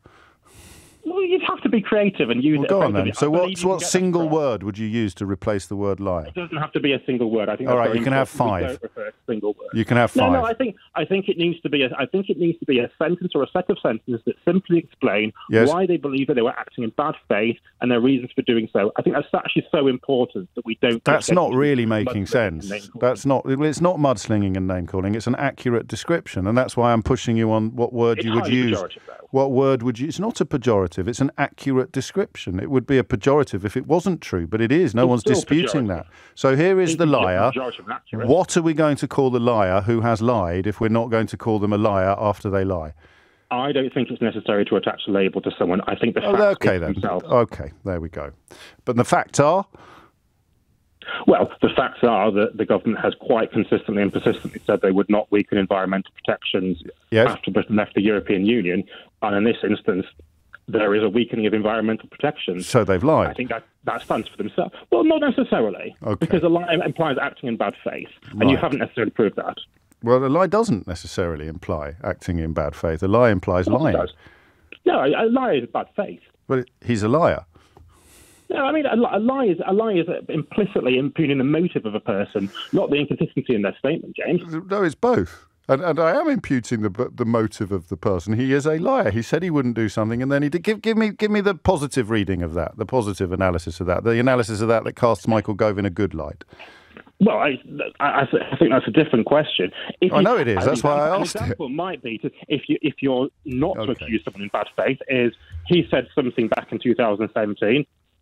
Circumstances had changed. He really reevaluated the subject and came to a different conclusion. But they've been pledging all along that they weren't going to reduce environmental protections, and they have reduced Just forgive me for asking this question, but what's your what's the word I want? What made you pick up the phone today? What is it you object to here? What? It's about standards in public life, I think. Okay, and that's incredible. So people listening to this think that your interest in standards in public life is focusing upon the RSPB using the word liar more than on Michael Gove lying. Not necessarily. No, it is. You can't keep saying not necessarily. That's what you've rung in to do. You've rung in to object to the RSPB's behaviour in describing a liar as a liar and claiming that your motivation is a concern for standards in public life. You're defending a liar. How about a person who lies? A person who lies. Is that better? You're not letting me speak, James. Well, you've spoken quite a lot. But not in the last few minutes. You've asked people to phone in to say, what do you think of the RSPB's behaviour, not what do you think of Michael Gove's behaviour. Well, what do you think of Michael Gove's behaviour? What do I think of Michael Gove's behaviour on this? I think it's clearly inconsistent. I think they've not honoured their promises. Whether or not they've been acting in bad faith in respect of this, I'm going to reserve judgment. Because this ultimately is Can you think of a word to describe someone who's broken a promise? Someone who's... Again, it would depend on whether I thought they'd done bad faith or not. Rhymes with fire. Sorry? It rhymes with fire. I mean, you're just determined to try to lead the witness to the point at which they say someone is a liar. I'm not, mate. This isn't about the witness. This is about the jury. And they will have arrived at their own conclusions by now, Aidan. Thank you. Anthony's in Bletchley Park. Anthony, what would you like to say? Hi, James. Good morning. I'm afraid I don't go down the rules of semanticism. They're right to call it out. A lie's a lie. And frankly, I can't see any point in taking the moral high ground when you're actually dealing with the low lights. I mean, why the apology? Though, have they compromised themselves by apologising and leaving it up, or have they ended up somehow enjoying their cake and eating it? I think probably the latter, and I hope they thoroughly enjoyed it. They deserve to. But as I was saying to your producer, one of the things that I'm more intrigued about is that why the panic about this? And you remember they had Project Fear a few years ago. Well, I reckon they got Project Lie now. What they're terrified about is if you pull the finger out of the dike from Project Lie, the flood's going to follow. Yeah, I think you're onto something there. They can be called out for lying on Brexit, climate, environment, economy, hospital building, banning lying animal exports, police recruitment numbers, nurse recruitment numbers, safe routes for asylum seekers, and your list goes on as my list goes on. And if you call them out for Michael Gove and Coffey about lying about environmental protection, then everybody else could turn around and say, well, hang about. Isn't Mick Lynch right when he says? Isn't Fergal Sharkey right about what he says? Aren't all these pressure groups right what they're saying? Yeah, and the answer is they are right, because guess what? The government is lying. There's no two ways about it. They are not telling the truth. And it's completely irrelevant to have a semantic argument saying, I don't really want to call them a liar. Well, they're not telling the truth. They've lied. They've lied to all of us. They've seriously lied to all of us. It's like a Rubicon, isn't it? It's because we don't. This is what I mean by the standards of public life. If we don't do this sort of thing, and I think that may be where the last chat was coming from. We don't really do this sort of thing because it's unseemly. But that leads to Dawn Butler having to stand up in the House of Commons, knowing that she'd be thrown out, calling a liar, because Boris Johnson was lying, and she knew that he was lying, and he knew that she was lying, and the Deputy Speaker knew that he was lying, and everybody who booed her knew that he was lying, but they just desperately didn't want the person calling him a liar to be able to call him a liar. And so what sort of democracy do we have when somebody who tells the truth gets thrown out of the Houses of Parliament when all those who lie are allowed to vote inside it? It's insane. The apology even acknowledges the lie while apologising for using the word liar. The RSPB is deeply frustrated by the government's reneging on its environmental promises. There you go. Maybe that would have been a word that was helpful to the last caller. Reneging on its environmental promises. But that frustration led us to attack the people, not the policy. I'm not so sure that I would have endorsed that were I on the RSPB's Board of Trustees. I've got the relevant paragraph as well from the rules and regulations that the Charity Commission imposes, and I can tell you that I know they're kosher because Fergal Sharkey just sent them to me, and he is, as Anthony mentions him in that call, Fergal is listening, as indeed it sometimes feels is everybody else. James O'Brien on LBC. James O'Brien on LBC. 12:49 is the time, and you're listening to James O'Brien on LBC, where the role of the RSPB in calling some liars liars has caused controversy. I don't know, I haven't got the bit. Has anyone got... Oh, actually, I said I'd read you the relevant bit from the Charity Commission's guidelines, which I think... I mean, it doesn't render it an open and shut case, because we could be talking about sensibilities or... this idea. Here's a great line from another trustee, Lord Randall of Uxbridge. Oh, we like him. Lord Randall of Uxbridge has said there's a legitimate question. NGOs are obviously very concerned about this policy, but that has to be explained. This was put out, and he said, I don't think it's representative of the way that the RSPB would normally conduct themselves.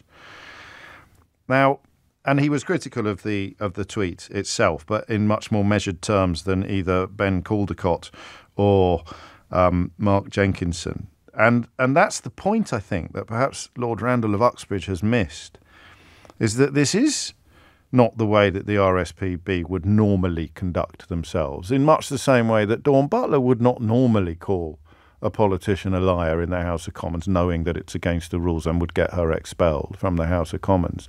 But if you do not change your tactics when you are dealing with the abnormal from how you deal with the normal, then the abnormal will triumph and prevail. And what we are seeing now in government and beyond is profoundly abnormal. Therefore, you change your tactics to accommodate the new reality. And the new reality is that we have politicians now who would pick your pocket, who would look you in the eye and tell you it was raining, even as you collapsed with a case of sunstroke. You know that that's true. You saw it with, I suppose, Dominic Cummings, albeit that he's not a politician. Michael Gove was on the radio the next day trying to defend him. So that I don't know what else they are supposed to do. And here's the Charity Commission's guidance on political activity. A charity can campaign using emotive or controversial material where this is lawful and justifiable in the context of the campaign.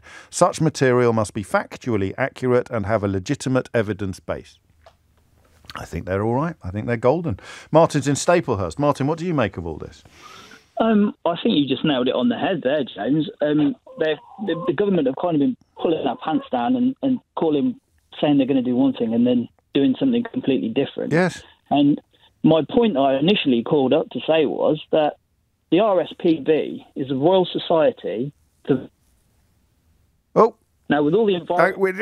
I know what you said, oddly, because you got cut out after you got to the end of the word society, so I'm 99% confident you added for the protection of birds, but your line did cut out, Martin, so I'm just clarifying that for other people. Okay, cool, thank you. I just think that they're doing their job. Yes, that's a really good point, a simple point as well. That is, what is your job? To protect birds. What are you doing? Yeah. We're attacking people who are harming birds. Well, like I said, with all the things with the environment that the government are doing, including chucking effluent into the rivers and seas and allowing that to pass with the water companies, and then letting the water companies get away with it, they just pay fees because it's cheaper for them to clean the whole system up. Yeah. It makes me absolutely enraged, and it goes with this whole climate change thing as well. They're just not paying attention. They're not paying attention. Exactly. Driving out. I mean, the people that brought you Brexit are now bringing you attacks on net zero, and of course, oddly, you can even trace the attacks on the National Trust back to Tufton Street or the Institute of Economic Affairs, because some of the characters are involved in both. And lo and behold, there's an RSPB trustee who's also a fellow at the Policy Exchange. I know it sounds like a mad conspiracy theory, but it's not, because it's all there. All the evidence and the receipts are in front of us. But Martin reminding us of the simple truth at the heart of this entire manufactured scandal, which is their job is to protect birds. And at the moment, the best way to protect birds in the context of this story is to call out the people who are harming birds as a consequence of their lies. And therefore, we will call them liars. Martin is in St Asaph. Martin, what would you like to say? Hi, James. Hello, I wanted to make the point that political messaging and advertising is held to a lower standard than product advertising. Yeah. So the Advertising Standards Agency will hold someone advertising a packet of crisps to a higher standard than the electoral guys will hold politicians when they're putting out election leaflets and things like that. So that I think is one big problem we've got. The regulation's not there to over what politicians can say, but then there doesn't seem to be any way for politicians to correct themselves when they are found to be wrong. And I think one of the things you talked about with the previous caller, who was struggling to find another word for lying. I felt that it comes down to what exactly is a lie. If I say I believe the moon is made of cheese, yes, I'm not lying if I believe the moon is made of cheese. No. But if I know the moon isn't made of cheese, and I say I believe the moon is made of cheese, then it is a lie. But even then, Martin, this is the Boris Johnson, Donald Trump defence. Even then, I can't prove that you know. I mean, I can put a piece of moon in your hand, and you can say, I still think the moon is made of cheese. I can't prove that you're lying. Yes, and this is the difficult thing, isn't it? But if politicians, if you can then show that they were wrong, yes, right, rather than having to call them a liar, if you can say, look, you were wrong when you said you weren't going to change environmental protections. When you said that, you were wrong. So now you need the opportunity. You need to be able to correct yourself in public. Whereas at the moment, I don't think that happens. Politicians can say they believe anything. Yes. And it's not a lie because they're claiming that's what they believe. I believe we won't change environmental protections. Oh dear, we have.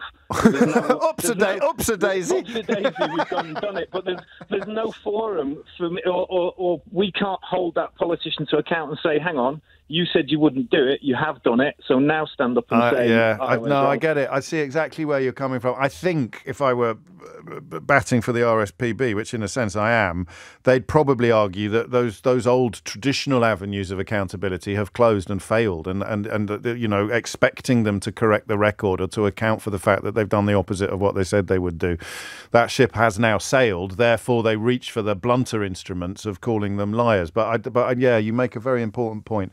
It's 12:56 already, so I'm a bit late. We're going to play a clip, are we, from this week's Full Disclosure with the wonderful star of Sherlock and the League of Gentlemen and Stage and Screen and now the West End director. Well, look, it's Mark Gatiss. When I interview people, I don't know why, it's just a very personal fascination with how close to the surface the child is.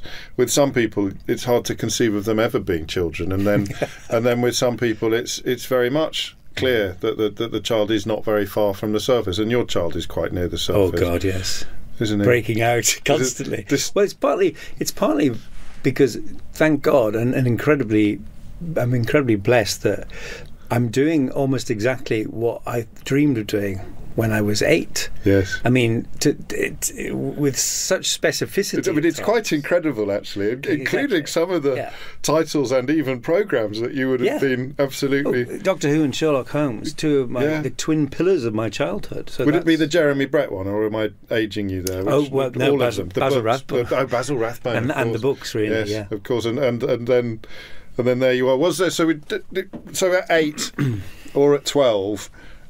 You thought it was feasible, did you? You genuinely thought it was plausible. Well, this is an interesting thing about the class question, because it certainly seemed distant, but it didn't seem impossible.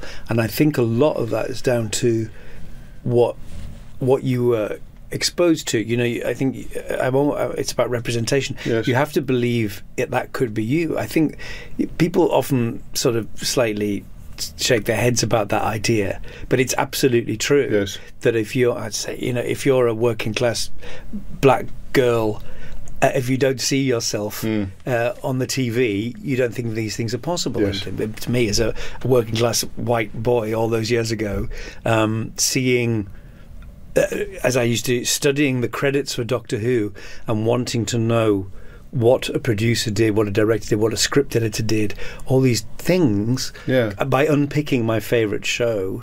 Weirdly, two of the most influential books of my childhood were technical books, The Making of Doctor Who and The Making of Star Trek. Wow. Both excellent, excellent books. And I pored over them, not just for the history of the programmes, both of which I love, but how they were done. And everything from the pitch to you know, how they came up with the TARDIS, etc. And they were really useful to me, because you think, well, that's possible. I tell this story a lot, but my friend Arwell Wynne-Jones, who's the designer of Sherlock, he's a very proud Welshman, and he goes around schools to talk to kids about working in television and film. And you know, when he goes in, he says to the class, who's ever thought of working in television? And like one person puts their hand up, and then he talks to them about carpentry, about electricians, about hair and makeup, and by the end of his seminar, they could all work in television. They've all got their hand but they wouldn't think, you know, they might not think that unless someone pointed out to you. And I think that's absolutely crucial. That's so lovely. I didn't think it was definitely going to happen, but I saw a way through, I suppose. Well, I don't quite follow because you thought that the people in the credits would be more like you, or it didn't seem like some sort of strange dream. People were doing those jobs. I knew full well that they lived in the southeast. Yes. and there were certain things which I used to find as sort of exotic and alien as the planet Skaro. It was the idea of having a lunch in a bistro in Shepherd's Bush. And I do remember, I genuinely thought that Surbiton in The Good Life was made up because it sounded like suburbia. Right, yes. Yeah, I mean, the southeast was like Mars, really. Mark Gatiss, absolute legend. And I'll tell you what, in the run-up to Christmas, he's going to be in, I think, the unique position of having a play that he has directed in a theatre next door to a play where he's starring. The Unfriend is the one that he's directed in the National Theatre's production of The Motive in the Queue, in which he plays John Gielgud. I think it's at the Noel Coward. So literally the Wyndhams and the Noel Coward Theatre are all, I think they're next door to each other. So he's going to be rehearsing one of them, or directing one of them, while starring in... That's just mad, right? Thespy Friends and The Way Old Friends Do, which is an utterly delightful ABBA sort of dark comedy, is at the Criterion until the 9th of September. He directed that, and it was written by and stars his husband Ian Hallam as well. So if you missed any of today's show, you know what to do. You can rewind live radio on Global Player, download it for free from your app store, or go to globalplayer.com. Tom Swarbrick with you at 4. Sangeeta Maiska with you now. James O'Brien on LBC.